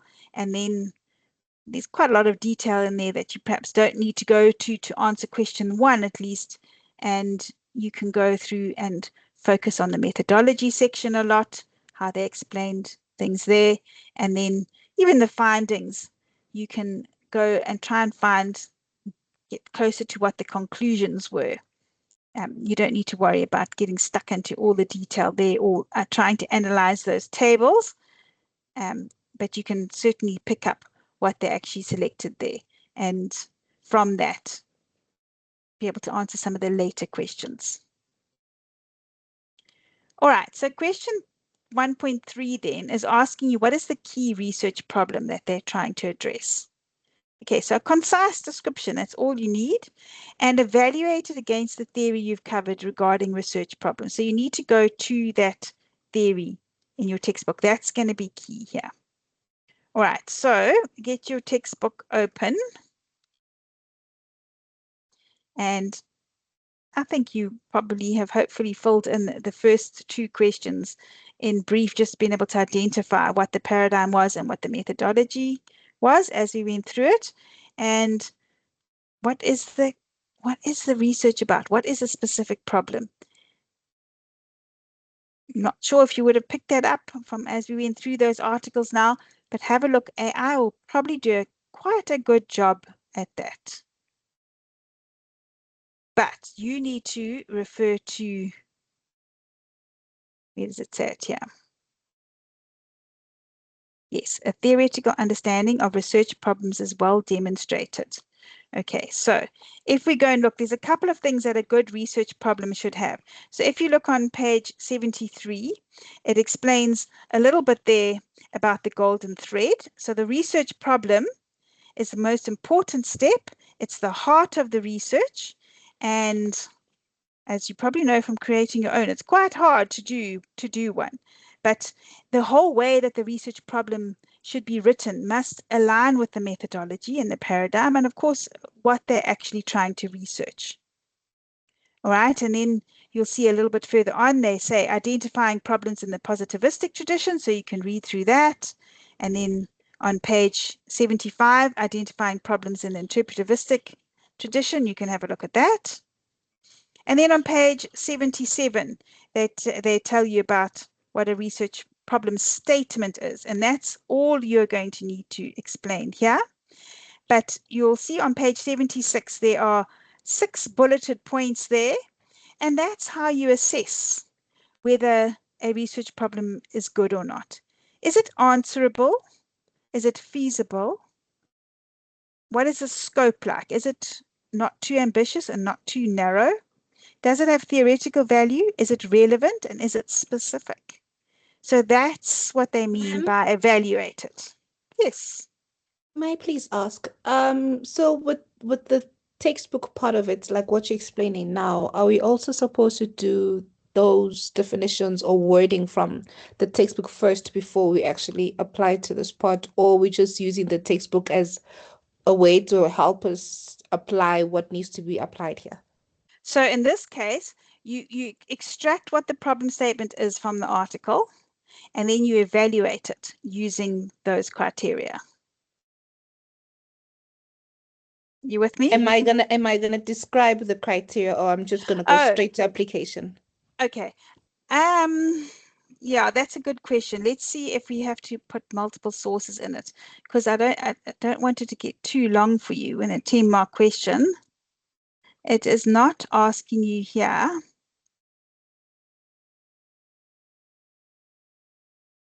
Okay, so it's a little bit ambiguous, but it's not specifically saying anything here about the multiple credible sources.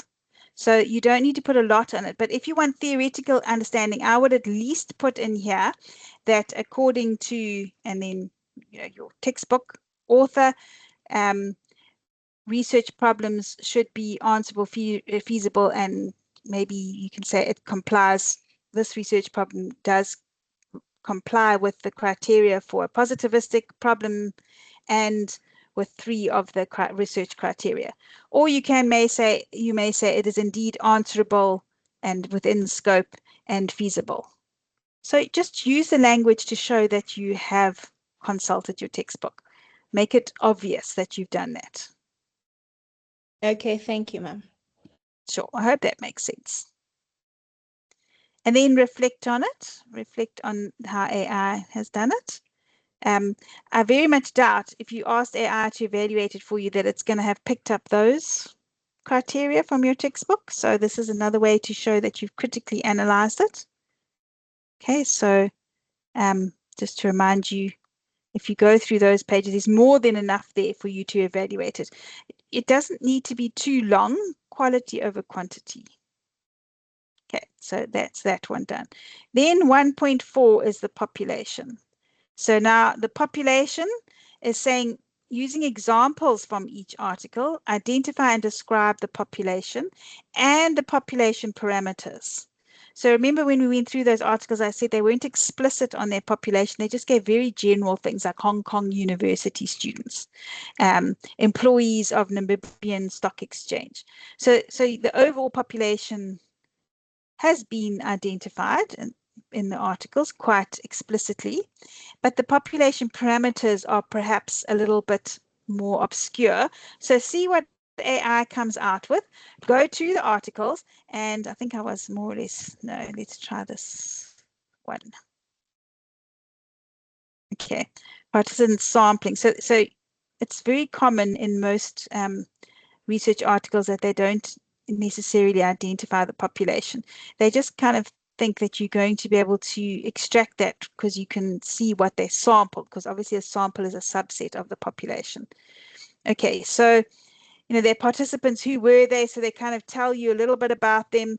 They were employed in those roles and from companies in those sectors. That gives you some of the characteristics that you required here. So population parameters are like characteristics. So that's something that you can pull out. Same thing with Article 2. What was it about those university students? See if you can find that information. See what AI finds. Go and look. The methodology sections are really short in the articles. You should be able to at least be able to say how well it did in that respect. Okay, now they're saying you need credible sources. So go and define what a population is in a research study. It's not what we use in everyday English, the population of a country. It's not that. It's who you're trying to get your data from. So that's something you can do, and you can find out what that is there. I've mentioned unitive analysis there, but you're not being explicitly asked to identify that, so you don't have to do that, but you are being asked to identify the parameters. Okay, otherwise, the rest of it is pretty much the same as all of the others. So describe that population, and then you can just list however many parameters you can find, characteristics of the population. Same thing with Article 2, how well did the AI manage? And then on to the next one. Right, so sampling method. So first of all, I think you're going to do yourself a favor if you remember that there's probability versus non-probability sampling. And that's the way that your textbook aligns things to. So probability goes with quantitative studies, and non-probability goes with qualitative studies. And in your textbook, you can quickly go have a look now, go have a look on page 154. Those are the ones that you have been required to study for this module. All right, so if you go to page 152, you'll see they give, first of all, a brief definition of each of them, and then they go and explain that you can have simple, random, systematic, stratified, and cluster sampling for probability. So that's what that Article 2 should have used, one of those. And then if you go to page 159, there are 6 different non-probability sampling methods. So Article 1 could have used accidental, convenience, quota, snowball, volunteer, or purposive sampling. And we saw quite clearly they stated there, it's even in the abstract, that they did purposive sampling and snowball sampling. Okay, so you're going to use multiple sources. So your other textbook, along with your Research Matters textbook, you can either define here maybe what probability sampling means, or you can define what purposive sampling means. You can explain what snowball sampling is and reference all of those to get your multiple sources. So that's why here I've suggested identify the method. So non-probability sampling, purposive, and snowball. Why did you say that? And then the question actually asks you to also include just one advantage of that sampling method, which you'll find in the textbook. Maybe AI will give you one, but you need to check that remember, it's got to be referenced from a valid source. So you don't want to just take AI's word for it. Check it from your textbook, or find another source that also suggests the same as the AI did as well. So just one advantage. What is an advantage of that method? Reflect, just like normal. How did the AI do? How much did you use? What were its limitations? What did it do well? Right, 1.6 is going on to data collection now. We've got whole chapters on these different, because this is quantitative. So there's a chapter on quantitative data collection and a chapter on qualitative data collection. Most of the quantitative data collection talks about surveys. However, the qualitative chapter has loads of other methods. You need to find just where interviews are. So go to page 217 and you'll find it there. And you need to just motivate from the article, why did you identify that as their method that they used? So these pages are just to check that AI has explained them correctly. And when you look there, remember my AI said that it was semi-structured, you need to check that the article actually said semi-structured. Maybe it just said structured interviews. Fact check it, and then come here and name the method. Why did you say that method? And you'll need to give a little bit of explanation about what that method involves as well with the source. Reflect on same as usual. Right. Then they skip to the most important findings. So this should be really easy. So a little bit of a breather for you, because AI should be able to pull out all of the findings for you, and then you just pick what you think. You understand what these articles are about now. What do you think is an important finding from that it is going to be meaningful or consequential to the industry, or for further research, or for the participants? What was a significant factor that was found there? And the prioritization is going to be what's important. Why do you think that's the most important thing? So that's got to be, what are the implications of this finding? What does it actually mean? How could we take that further? And of course, it can't be made up. It must be from a finding that they actually did find, and concise. So get to the point. This is the most important finding. Here's why I said so, and show some of your critical thinking and really understanding what that research was about.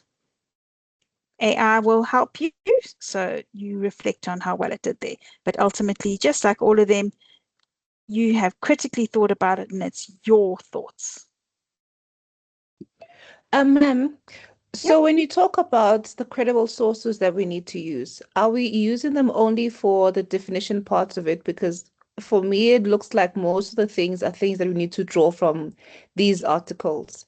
So I'm Yes, not yes. sure. Yeah. You're 100% right, 100% right. Yeah, so the only thing that's why I say you just need to find another couple of textbooks or journal articles that talk about methodology and how to do research and definitions of things. So in this one, can you see there's no referencing that's needed here?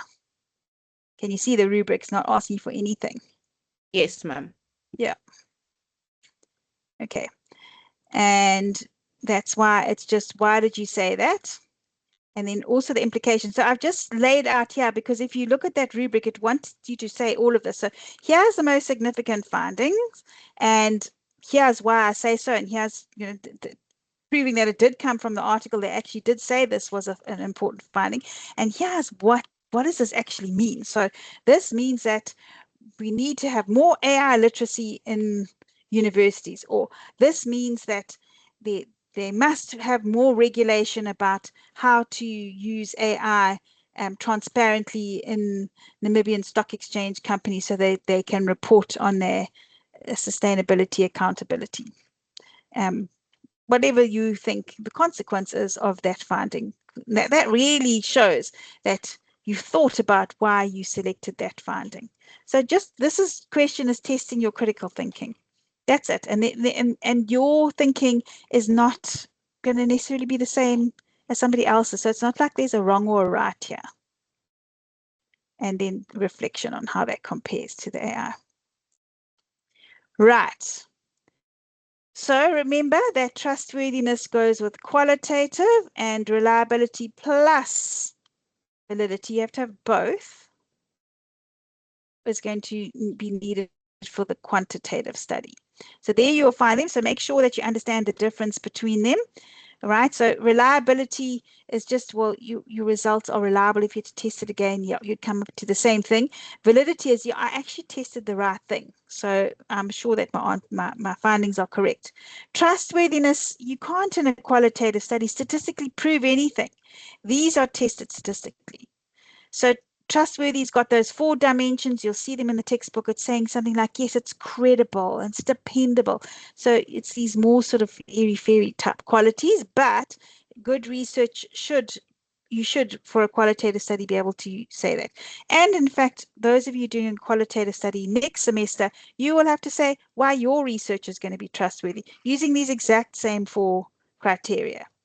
Okay, so you go and have a look. I think the textbook explains it really well, and these are very common terms, so you'll find plenty of other credible sources to be able to back these up, because here, note, they're using the word authoritative, so we want a textbook or a journal article there.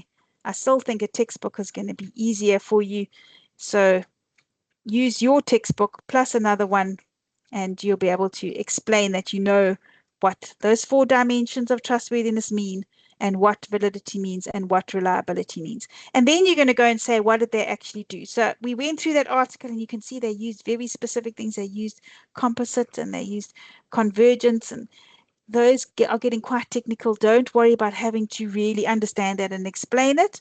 I don't believe that that's necessary in a 10-mark question. It's more important that you understand what goes with qualitative, what goes with quantitative, that you're able to explain it in your own words, check what the AI said, and be able to reflect on how well it did there. Okay, so you've attempted to identify the types. AI should have been able to do that for you. Just go and see if the article uses that word somewhere. You'll be okay. But you're using the theory from your textbook. So when you see something, you see structured equation modeling, and you see AVE, and you think, oh, I don't see anything about that under reliability in my textbook, and validity, well, that's okay. You're only expected to know what's in the textbook for that. All right, so the first thing to know is for Article 1, which one did they need to choose? Did they need trustworthiness or did they need reliability and validity? So, I mean, that's really superfluous there, but you need to say what trustworthiness is and explain it and define it. Why did you say that that's what they need? And you need to relate it back to the fact that trustworthiness goes with qualitative, reliability and validity are required for a quantitative study. So you need to motivate that. You'll get that information from the textbook and other sources. And then just try and name the types that they used. So the trustworthiness, which of those 4 dimensions were you able to pick up? What did the AI say? Could you find that in the article? And then the same thing for the reliability and validity. So you can just name them. If you've got word count to play with and you want to go ahead and explain them more to you, of course, please do go ahead. And then there's your reflection. Right, 1.9 is looking at the ethical issues. So your textbook has quite a nice way of delineating between those that are concerning how you as a researcher would be approach your participants ethically and treat them ethically, plus behave ethically yourself in the way that you conduct the research and analyze the results and so on. And those are, I think, worth reading. And then you're going to have a look.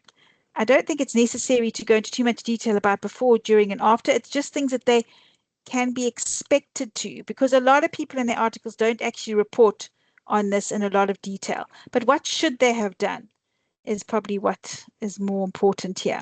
So that's why it's really understanding the articles so that, oh, sorry, I've actually put the wrong thing there. Sorry. Ah, that's the wrong rubric. Okay. Do I even have it open here? Let me just go to the right one quickly. There we go. Okay. There we go. So concisely explain, show that you know what ethics is all about and the things that should have been considered. What should they have done? They should have got informed consent before conducting the research. They should have got ethical clearance. While they were conducting the research, they should have ensured there was no harm to the participants or the respondents. And they should have ensured there was an anonymity, which is possible in a quantitative survey, but not possible for a qualitative research where you are interviewing people. There, all you can do is ensure confidentiality.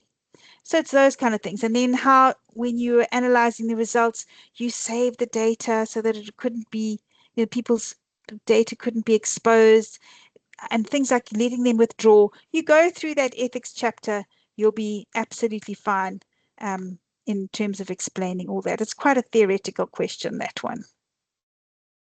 Okay, find what you can from the article and AI should be able to pick that up. And then, of course, the standard old reflection question. The last one now related to question 1 is, I think, also quite an easy one. What do you think should be conducted more research in these areas? So a good article will always say what their limitations, gaps were, recommendations, and so on. But what do you think should be done more? And of course, you need to take from the articles, can't just make it up, but deeper understanding of their content. So any significant gaps, limitations, or unexplored aspects. And what do you suggest more research should be done on this?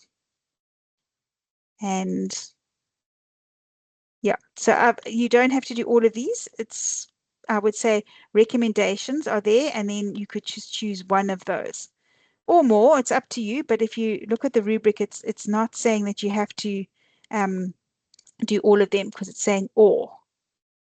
Okay, so you can pick and choose what makes sense for you, but you should say what then you think. If somebody was to go and continue research in this area, what do you think they should do?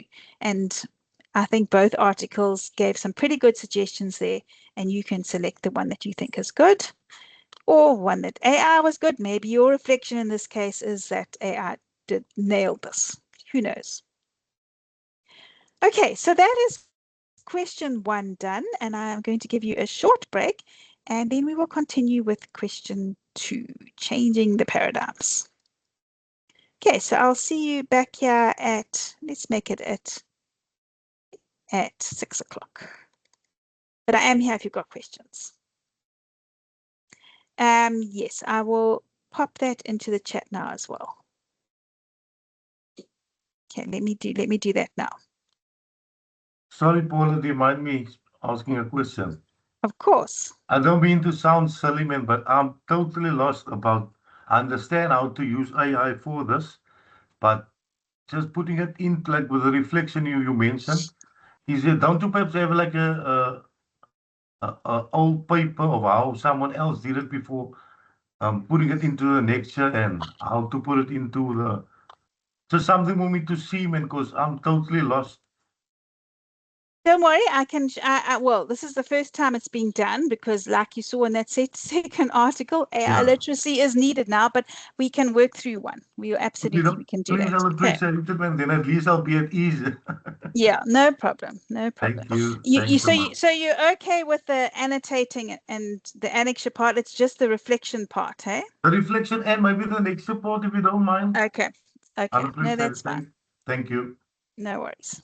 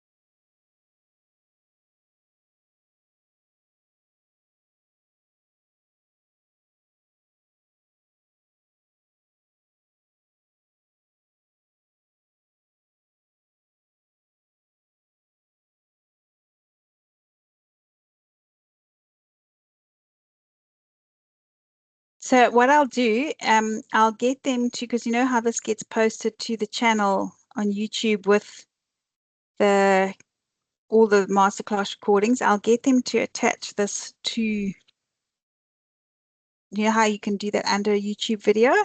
I'll get them to put it there because I don't know why it won't let me attach it now. I managed to do it quite well beforehand that's why I posted links. YouTube videos worked and I managed to get the Word document in there, and the articles. But it's not letting me now, so let me do that. So I assume that's what you mean by the draft document. You mean the PowerPoint? Or what is it that you want?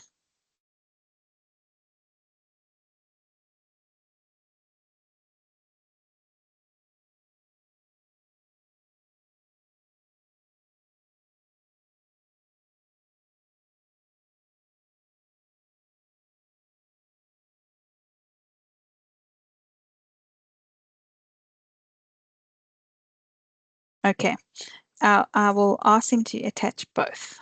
Okay.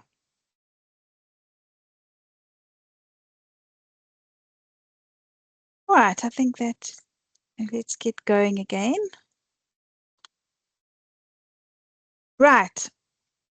So I'm thinking that I will start with just closing off question 1 and making sure that you're all happy with that. And I'm actually going to share rather. Let me just do this quickly. A Word version. And then we'll practice from what Bradley asked. Okay, so this is the template now. Let's say I was answering question 1, and I think I feel comfortable doing this because, as we've established, it was very easy here, and I'm actually going to split screen this. It was very easy to determine what the paradigms were for each, so I don't think I'm giving anything away. All right, so for question 1, we had to go and identify the paradigm, and I've identified it as if I take what, and I just put this into Notebook LM. I copied and pasted it here into my annexure. Okay, so this is my annexure right at the end. This is what the AI said at the bottom half of the screen. Top half of the screen is going to be my answer. Okay, so my name is that I've identified as interpretivism. I need to show what aspects of this AI answer, first of all, I'm going to use. So I'm going to do the color coding, the annotation here as my first step. Okay, so I'm going to use these colors, and I'm going to use these green, yellow, orange, red. Those are my, to remind you, green means I'm going to use it. I liked what AI said. All I'm going to do is put it in my own words. Yellow, going to make some minor changes. It's mostly correct, but it's not quite matching my textbook, so I'm not going to use that aspect. And of course, I am always going to be rephrasing in my own words. I'm going to color code it orange if I'm going to use it, but I'm going to have to change it quite a lot because it's not explaining enough theory, perhaps. So, you know, it's not really that useful to me. And red is it just completely got it wrong. Okay, so that's what I'm going to color code the AI answer with. So there is my copy and Sorry, paste. ma'am, before you pause there.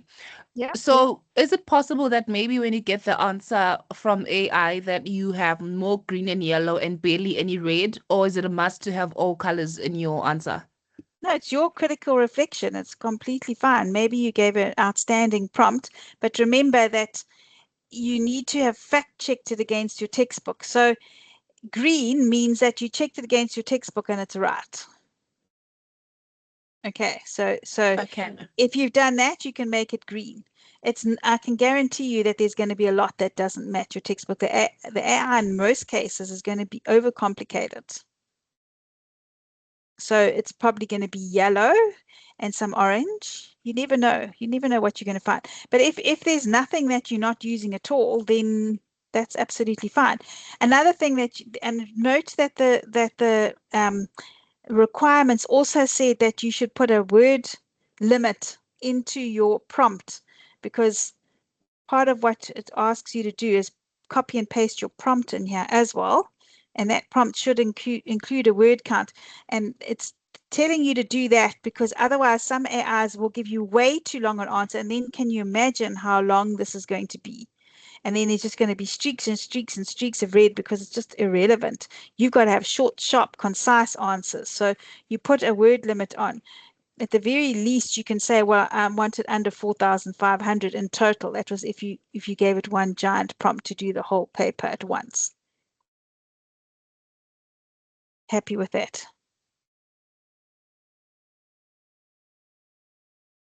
Okay, let's go. So I look at this and I say, okay, it says that it's a qualitative research design utilizing interpretive phenomenology. Get tongue-tied by this time of the night. Okay, so first of all, it's asking me here, because I've now looked at the whole paper, and I know that I'm asked for paradigm here, and I know that I'm asked for methodology. This question I asked for the paradigm. Qualitative is not a paradigm. So that's not right. That is not relevant for paradigm. I should not be talking about qualitative in my question 1.1. I should be talking about interpretivism only. So if I was going to go and do this, I would say, right, interpretivism is all that I'm actually using here. Why is it not? Oh, it's not hanging for me now. Come on.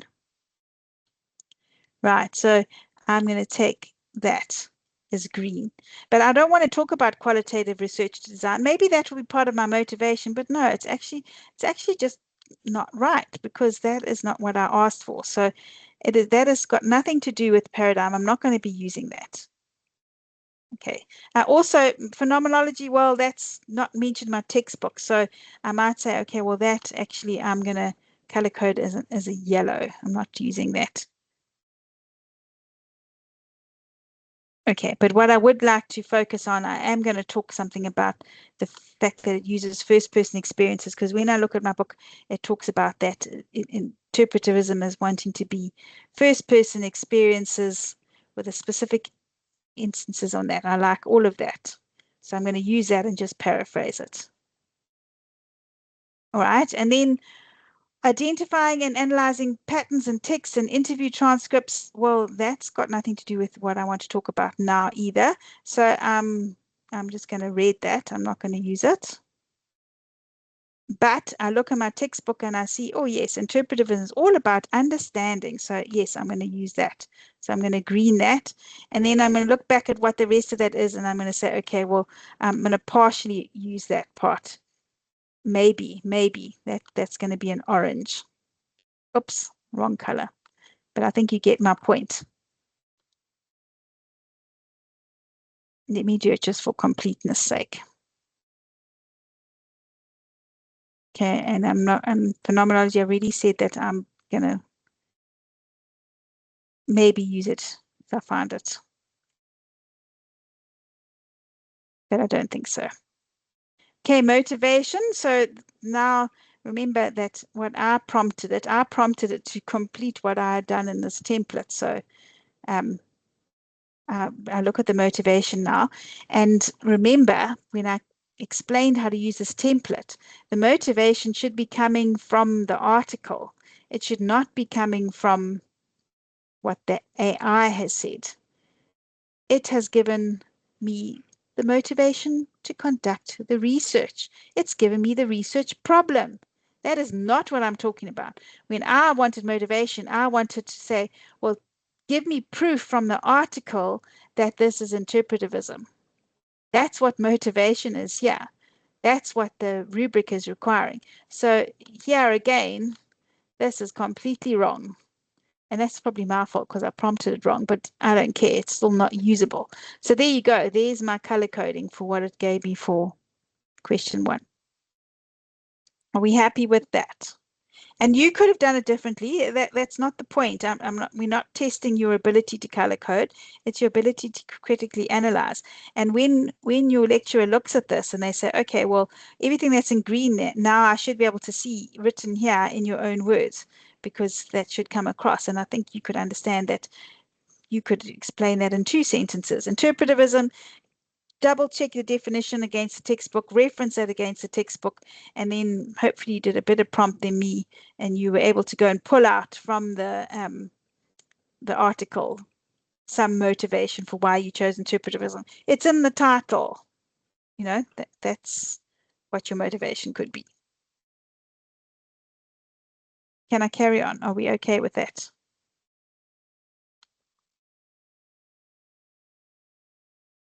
Okay, so you're asking about, do you need to show the color coding in your answer report? Yes, you need to show it exactly here. So that's why I've given you the template. Just go up, scroll up a bit and you'll find it in the chat. So after your reference list, you're going to have this color coding. It is in all the instructions as well. Okay, so you're going to show how you've critically analyzed what the AI has done. I mean, as I say, I clearly gave a very bad prompt. I would expect if you did it, you would have not so much read as me. But it completely depends, doesn't it? You also don't want it to be too long. Right, so that's that part. Then I would have gone and repeated the exercise for Article 2 and completed my answer here. Now I come to the reflection. And if we go back to what the requirements were, and remember the rubric is your #1 source. It specifically says that you need to reflect on how the AI did and what changes you made. So specifically for question 1, the rubric states that the reflection demonstrates awareness of AI limitations and explains how refinements improved the final answer. Okay, so in the reflection, it's your personal thing. It's you know how you would write in a diary or something. So you would say, overall, I found that the AI actually did give me the correct methodology. However, it went too much into something very specific that we didn't have to cover in this course. So I just selected the overall general idea of what the 2 paradigms were, and then it completely missed the boat with regarding the motivation, and that was probably my fault in the way that I prompted it. That's it. That's what a reflection Ma'am, is. pardon me for so many questions. This is foreign to me. But let's say now I'm writing my answer. Will I not get flagged for having a paragraph explaining in my own personal words and not having it referenced, like what you're saying now? Mm-hmm. Yeah, I don't know. No, no, absolutely not. Reflection is it's not referenced. None of the reflection sections should be referenced. It's your personal critical analysis of the AI, and I understand completely. It is very new and very foreign, but this is the kind of things that we all going to have to go through in terms of how we use AI and to show that we've critically engaged with it. So the reflection is just showing the process that you went through. It's like an honest couple of sentences that just says, well, you know, this is what I did. And when your lecturer looks at the reflection and then looks at how you color coded it, it tells the whole picture. It tells the whole story of that's what the AI did. I can see your answer there. I can see how you use it and improved it. And that whole exercise then shows me that you are able to use AI responsibly, critically, and you've been able to get the answer right in the end. So this is not referenced. Let me just make sure that let's put this color off, that you really get now what I mean by where we reference. So the paradigm, you can identify it, you just name it. In the definition, you're going to explain what it means, and that should be referenced because you have checked what the AI has defined it as against the textbook. So you're using the textbook definition. You like what the AI has done because it's very close to the textbook. So you're just going to rephrase it in their own words and you're going to reference from the textbook. Or you could use, and if it didn't do it well, your own definition from the textbook or another source. So that would definitely need to be referenced. If your motivation says, well, according to and then you would name the article authors and reference them. Their study is called an interpretive, whatever it was. That's your motivation for why you chose it. It came from the study itself, from the article. So that you would reference. So I'm going to just write for you here. Reference here. Here you reference the articles. Okay. If for some reason you want to do it your own way, you could identify and define straight away. And maybe you go and give a whole lot of detail there and you want to reference it as well. That's fine. But the reflection is not a reflection if it's somebody else's words, because remember, you're only referencing something to acknowledge that you use that source. It's your own head, your reflection. So how can you reference that? It's got to be your own, otherwise it's not a reflection. Does Okay, that make ma'am. sense? Yes, ma'am, it does. So the green parts that we're taking from the AI section, we must reference our textbook. Well, okay, so you've seen it's identified it as interpretive. I don't think you need to. I mean, if I was doing this, I would just say interpretive there. Okay, so if I was just going to name it, and then here I would give my whole definition of it, and that I would reference. But you know, if you decide, because you don't have to lay it like this. If you had have said, okay, well, I'm going to give a full definition from another source and reference it there, this is where I would just name it. Sorry, interpretivism here. Sorry, and this is actually Article 2, so this would be positivism. Okay, so if I actually just name that, I don't see a need to reference that, but I need to get my definition. AI would probably do a pretty good job. I double check it against my textbook. I write my definition of what positivism is, and I reference the textbook. So off I go, and this would be the textbook, let's say. I double check against the rubric, and I see, oh, this first question actually requires another source. So maybe this one needs to be from another book, reference from another book. Always check what the reference, what the rubric says. Are we happy? Yes, ma'am, thank you. Good. That makes Okay. much more sense to me now. Now I'm happy. Good. I'm so glad. Excellent. Sorry, last thing, Paula. So for each question, by the annotations of AI, we'll have a question one, the paradigm, question two, the methodology, three, problem. So that's gonna be I'm gonna say a long list as well. So when you say, so if you look here, so there's the yeah, so well, I'm not sure what you mean by a long list. So it's going to be like this though. So if you just follow this, you shouldn't really be taking up much more space than I've left you here. It shouldn't be long. I don't think. I mean, I guess you could Now, elaborate within the word count. okay, no, it's fine, but I'm saying with question one, the example that you showed us now, and with the AI, Oh, yes. Okay, you mean in the annexure. It could yes. be quite long, yes. So by the time you've done that, yeah, it probably will be pages long. So But that's we, why you must put a word count in there, so it's not too long. Like oh, okay. you don't want more than like what I had, I would say. So That's then more than enough. when you gave us at the end of the template with the red, green, yellow, orange, we Yeah. don't add that into our what's your name into our assignment. No, obviously not. Is that just No, a guide? That's just a guide, right? no, it is in the end of your assignment. It's here. It's in your annexure. So it goes, if you look at the template after your references, so this will be all of your references. Yes. Then there's your appendix. It's got to be in the same document. So it's here. It's at the bottom. So you must see that then. Yes, it's got to Okay. be in there. We are And marking then you on that. You're getting 20 marks for that, for the AI output with annotated highlights. okay. Now that makes sense then. Okay, Okay. Thank you very much. Appreciate it. no problem.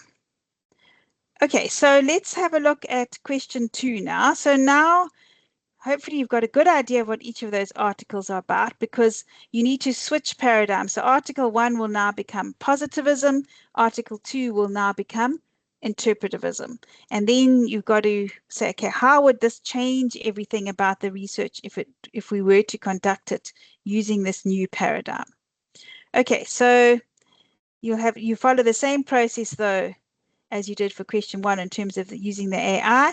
I'm not going to go through the detail there. I'm going to jump straight to the first question. Okay, so the very first thing you need to do is name the alternate paradigm, because technically you could use critical realism as well, but let's just keep it simple and swap them around. Okay, so when we get to the template for question 2, all you're going to do is name the new one. So I don't think I'm giving away any secrets when I say that you're going to put for Article 1 positivism and for Article 2 interpretivism. But now you need to come up with a new title, because remember, if you're now looking at Article 1, which was trying to get a really deep understanding on their perceptions of the use of AI in sustainability accounting, well, that was an in-depth understanding. It was a phenomenological study. Now we need to try and find two variables. Let's try and look at the impact of one thing on another. You ask AI to do it for you, it'll probably do a pretty great job here. But your job here is to look at that title and say, okay, did it do it well enough to say that my lecturer, when they mark it, is going to say, yep, that's a quantitative title? Or does it still sound qualitative? So I want to be able to see the impact of one thing on another. So maybe it's related to how AI adoption will improve, or the relationship between AI adoption and improved sustainability reporting. So something like that, that identifies those two variables, as a relationship between the two variables, and see what it comes up with. But all you're doing there is pretending now that Article 1, let me go give you the original one. Okay, so instead of saying an interpretive phenomenological analysis, you're going to rewrite your own title as if you were to do it. Make it up yourself, or let AI make it up for you. And then the same thing for Article 2. You've got to make this one sound like you're trying to get an real sense and understanding of universities, students' perceptions of AI literacy, role in employability, or something like that. See what the AI comes up with again. So that's all you need to do there, is one sentence, new title. It must show that you have thought about the new methodology though. So make sure that you've prompted the AI properly, because it really should do a pretty good job at that. And you just write in what your new title is, and you say how well it actually did do. So quite simply, you've identified them. The title is aligned with the new one. You've improved the AI in some way, so you've at least made it your own aside bit, and you've given the reflection. That's all you need to do there. Now we start reconstructing the article.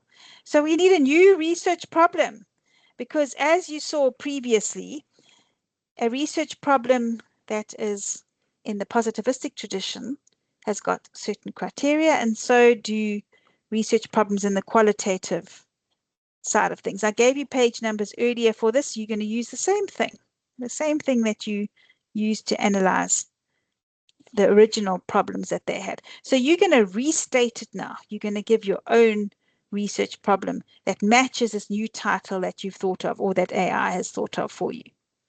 Okay, so it needs to be quite concise, so you shouldn't be going more than a paragraph here.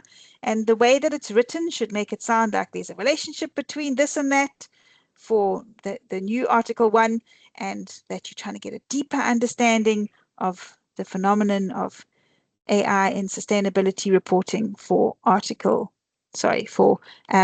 yes, the relationship between the two variables for Article 1, and the new understanding of maybe it's trust in AI, or AI literacy and employability for Article 2. Whatever it comes out with, you need to explain that. And remember, when you did your own research, you had a purpose statement in your problem paragraph.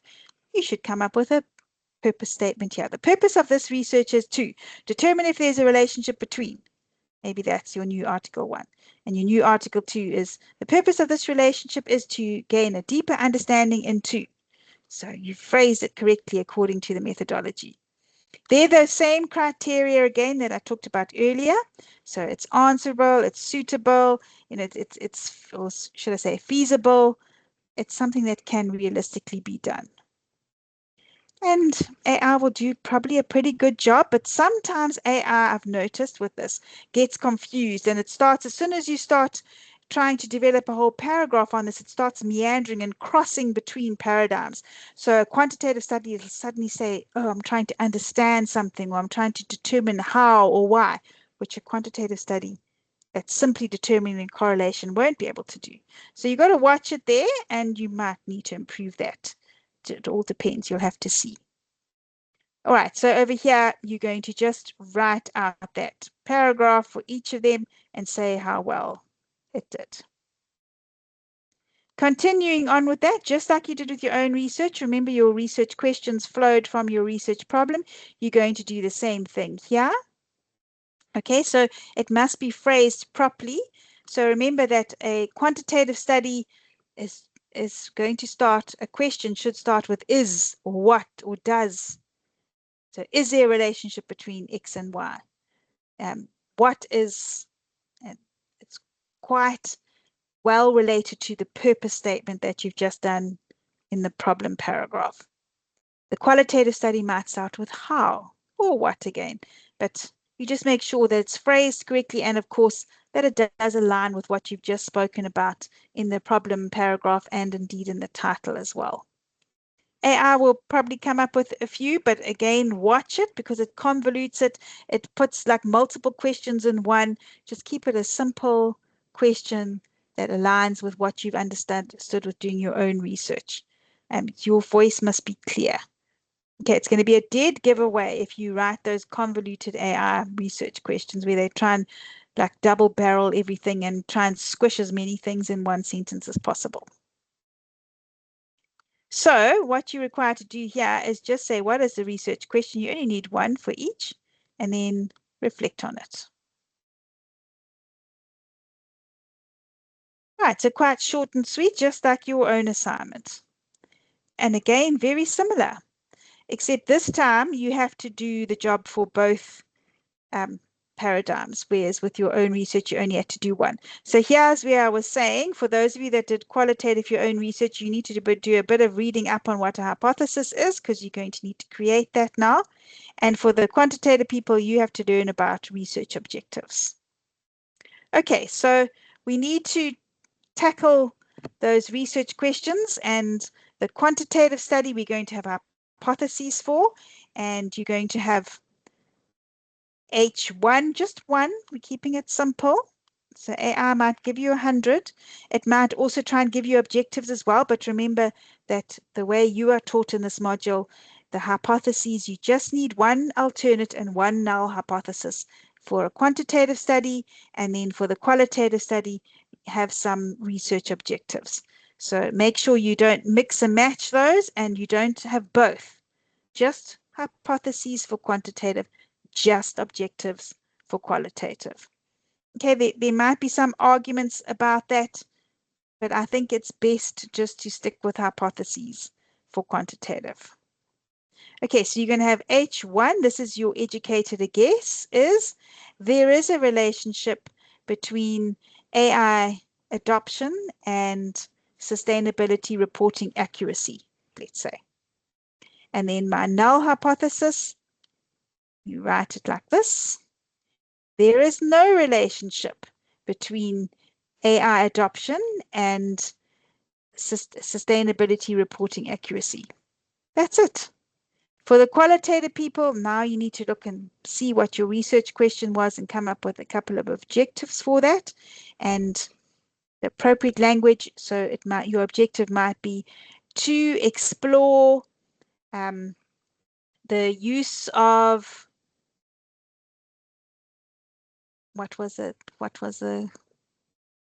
No, to explore the role of trust in AI on AI literacy, if that was happened to be what your research problem was about.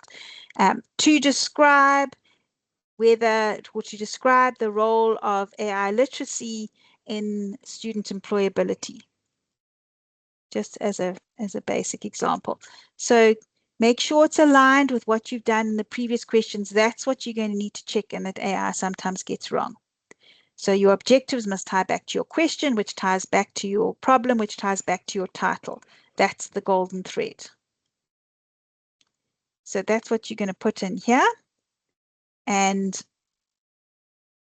for Article 1, remember, you're going to need to identify first whether they are hypotheses or objectives, and for Article 2, whether it's hypotheses or objectives, just one or the other. Compare that to how well the AI did for that. Could you have answered in paragraph form? Sorry, I'm not sure when you asked that. I probably missed that. Do you want to give me some more context on that? Sorry, you maybe just put the mic on. I'm forgetting to look at the chat. I see it was 10 minutes ago. So let me know if I can help you with that. Okay, so the next question now, we are now having to consider, what would the new population be? Because you don't have to stick to what the original study did, but at the same time, you don't necessarily have to change it either. So remember the population now, we are having to expand in an ideal world everybody that we would like to interview or survey to try and get the data to answer our research questions. So you've been asked for a little bit more than question 1, because you've actually been asked for the target and the accessible population. So the target population might be, well, all employees of all companies on the Namibian Stock Exchange, but the accessible population might be those that are in some or other sector, or those that are in the top 20 or whatever it might be, who you've got access to. Sometimes it might be, well, ideally, I'd actually like to interview representatives of all companies in Southern African stock exchanges, but the one that I have access to is the JSE, because that's my accessible population. So look, I gave you the page numbers earlier. Make sure you understand the difference between these. Again, this is something you're going to have to do for your own research next semester anyway. So worthwhile really understanding what the difference is between target and accessible. So your target might be all university students in Asia or in Hong Kong, and then maybe the accessible population is for Hong Kong students at the University of Hong Kong. That's if you kept to exactly the same population. So you'd have to explain that.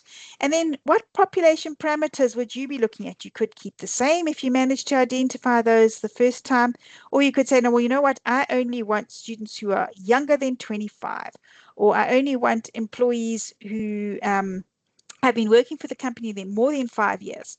So come up with those characteristics and the parameters for the population for each of the studies. And here's that unit of analysis. I gave you the page number earlier. In the case of the original articles, they both surveyed individuals, employees of the Namibian companies and university students. So your unit of analysis can stay the same, can just stay as individuals. So that's what you're required to do there. Reflect on it. It says there that you need to link to theory, so that is why I would recommend that you perhaps upfront explain what each of these mean and reference that. Okay, so that might be worthwhile. It's up to you how you do this, though. Don't take this as given. But you do need to say each of these things for each article, the way you want to do it. You're given your new methodology. Okay, you don't really, from a population perspective, need to change it too much from the originals, though. However, when it comes to the next question, which is now looking at the sample, then you do need to think a little bit differently because of the different methodologies. All right. Ma'am? Yeah. May you please explain what we mean now when we're talking about what new thing are we doing from the previous one? Are we rewriting these articles in some kind of way or formulating something new from them? So you are redoing them following the new paradigm. So you are switching paradigms. So the first Article 1 was done qualitatively. Now you have to do it quantitatively. And Article 2 was originally quantitative. Now you have to do it qualitatively. So you have to explain. So that was what question 1 was all about, or question 2.1. You had to identify an alternate paradigm and give a new title for the article, given that you are now approaching this research and pretending, if I had to change paradigm, what would the consequences be of it? And in that way, you're showing that you really understand what research methodology is about. Okay, so everything that I've talked about now is assuming that you've now switched methodologies and what are the implications of that. So that's why you have to write a new research problem, given that you've now approached the same research. So the same thing about looking about AI and use in sustainability reporting, and the same thing on Article 2, looking at AI literacy and employability, but now just approaching it by changing your research method. So everything that you're doing for Article 2 is that switch over. Okay, ma'am. Thank you. And then also with how most of the things are like paragraph, one paragraph, a sentence and so forth. If I'm not mistaken, this thing has a word count of like 5,500. How do we get there? Or is that inclusive of the AI part that's going to be in the bottom? No, so you know, you can write more than that. I just don't think it's necessary. But yeah, you're right. It actually doesn't need to go that much. It's not even including that. I'm sure I saw that in the beginning of it, that it's just the main body. But you're right. You're not going to get to more than that. I think it's just giving you scope to do it. And in fact, you know what? I think it was when you used to have to do 3 articles and the word count just hasn't changed. So that means you don't need to worry about your word count. Okay, thank you, ma'am. Okay. All right, so we were then up to now having, I said to you that the population, having changed paradigms, the population doesn't have to change much. So you just need to explain more this time in question 2. But when you get to this 2.2.5, the sampling method does have to change now because you've changed paradigms. Okay, so remember Article 1 now has become quantitative. So therefore, you have to choose one of the probability sampling methods. I explained that briefly earlier, and I gave you page numbers earlier as well.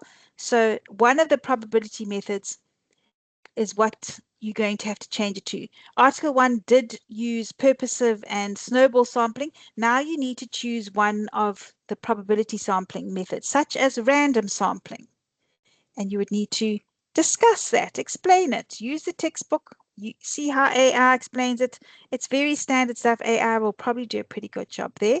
But then why did you choose the sampling method? Well, I chose random sampling because random sampling is a valid method to use for probability sampling, and probability sampling is required when conducting quantitative research, which this research now is, given that it's following a positivistic paradigm. So you'd have to explain that and motivate it. And the same thing with Article 2 now. Originally, they did purposive sampling, and technically they could actually stick with it, because if you recall, I said that that was actually something I spotted in that article. They were quantitative originally, so they should have used one of the probability sampling methods, but they didn't. They used a non-probability sampling method. They used purposive sampling. So technically you can stick to what they did. You can use sampling as the method as purposive, or any one of the non-probability sampling methods. So there's 6 that you can choose from non-probability, 4 from probability. It is all in your textbook, which if you've been following the learning units for this module, you should have covered. That is a problem when you don't have tests and any written or non-assignment work, that sometimes these get missed. Right, let me go back to where, yeah, what we have to do.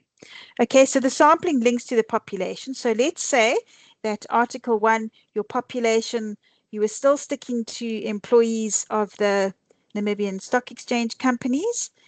Now, because you're doing it quantitatively, you need to randomly sample from them.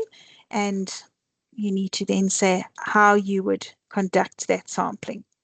And you have discussed this new method. So you've defined it, you've explained how it works, you've explained why it's appropriate because you've linked it to the methodology. So why you've selected it has been argued logically. And this, I would say, I think perhaps my template hasn't given you enough space. You're definitely going to need to write a lot more here. If you think about everything that's being asked here. Critical discussion of each sampling method using multiple credible sources. You've applied the theory well, and you've done the reflection. So question two's answers are going to definitely be longer for some of the elements. If you think about it, having to do the target and accessible and the parameters and the unit of analysis and defining all those. And it can be, by the time you've done that, quite a lot of writing there. Although I still don't think it's actually going to be an issue word count wise. Right, so then the next thing you have to do is the data collection method. Okay, so we're getting there. Given that you've now switched paradigms, you can't do the same data collection method that they originally did. You have to do it aligned with your methodology. So Article 1 now is quantitative, so therefore you are going to use a survey to collect the data, and you need to explain all about how you would do that, and go and look at your textbook, explain what that method is all about, use multiple sources. What are the implications of that, having to choose that new method of collecting the data? Because you need to get a lot of data. Your sample size for a quantitative study needs to be a lot larger to be statistically significant. Whereas just like we saw the way they originally did it, a qualitative study can have very small sample size. The data collection method, then you can choose a focus group or interviews. You might want to stick with that because, especially if you, for your own research, chose qualitative, you may indeed find that that's going to help you when you have to write about how you would do it next semester as well. But there are a number of valid qualitative data collection techniques that you can use. So as long as you explain that, that will work. You need quite a lot of work here to show how you've chosen things. And if we look, you need to name it, you need to discuss it, and you need to give what the implications are for each of those with multiple sources.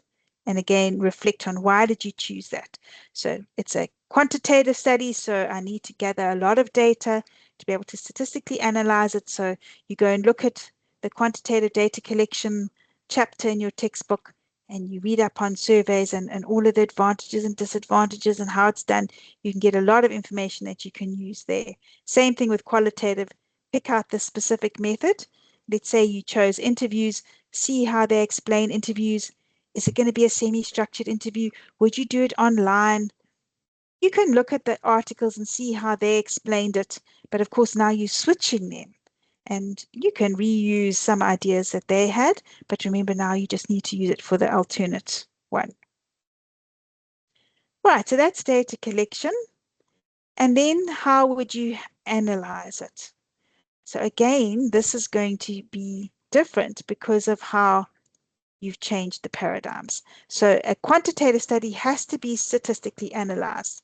We went through that Article 2 on how they statistically analyze it, but now you're going to have to say, how would you statistically analyze it to be able to test your hypotheses there? Would you run a correlation to see if how these two variables are related to each other? Would you use some descriptive analysis? What inferential statistics would you use? You can go through the quantitative data analysis chapter, which again, you should have done through that when you went through the theory on this learning unit and learning unit 5 and 6. And 5, I think that's the data analysis is in learning unit 5. If you haven't yet, it will require a bit of reading here, but it is the point to know what the theory is for this module. So check through that and pick out some quite simple stats that you could use. You only got one hypothesis. How would you test it? What statistics would you use? And why? What are the implications of this choice? And then the same thing with the qualitative one. You can see your textbook talks about content analysis. You can look up the chapter on qualitative data analysis and go through the steps there. You can explain those are the steps that you would use for your new qualitative article. Say that it's necessary because your research is qualitative and that you've collected interview data via transcript. So this is the procedure that you would follow, or you collected the survey data, so you need to statistically analyze it. What the implications would there be of that? And then what does this actually mean for how you would present your results and discuss your results? So again, quite a lot to talk about here. And yeah, so you identify it, you explain it, you say what the implications are, you say what its effect on the presentation discussions of results. So I think this needs to be longer. All right. Reflect on how AI helped you with that. Make sure you've got all of your references in there. You can delete that. That is just to help you. And then there should be your AI prompt or prompts. If you did multiple ones, put them here. And of course, expand that if you need to. And this will probably be quite a few pages of all of your output with your annotations on how you used it. And then the very final thing is your standard old AI disclosure. Just because policy says we have to do that, even though technically the disclosure is all there before. But let's just make sure we tick that box. And that is basically it. So that was a lot. It was a very long time, I know. So I think that if you've hung out all the time, I really do appreciate it. Good luck with all of this. You've still got time. I think though that you probably see there is quite a lot to do. So get cracking at that. And you know what? 2 weeks' time, it'll all be over. Make sure that you understand your work because it's going to help you next semester. You'll be very grateful that you put the effort in when it comes to them. All right. So yeah, wishing you good luck with this. All the very best. You can stay on if you've got any questions. Otherwise, have a fabulous rest of your evening. And thank you once again for joining me. Last Thank you. request, ma'am. Go for it. Is it possible for us to get another class maybe for an hour in the next week? Because by the time it's the second week, we'll be submitting that maybe next week we'll come back.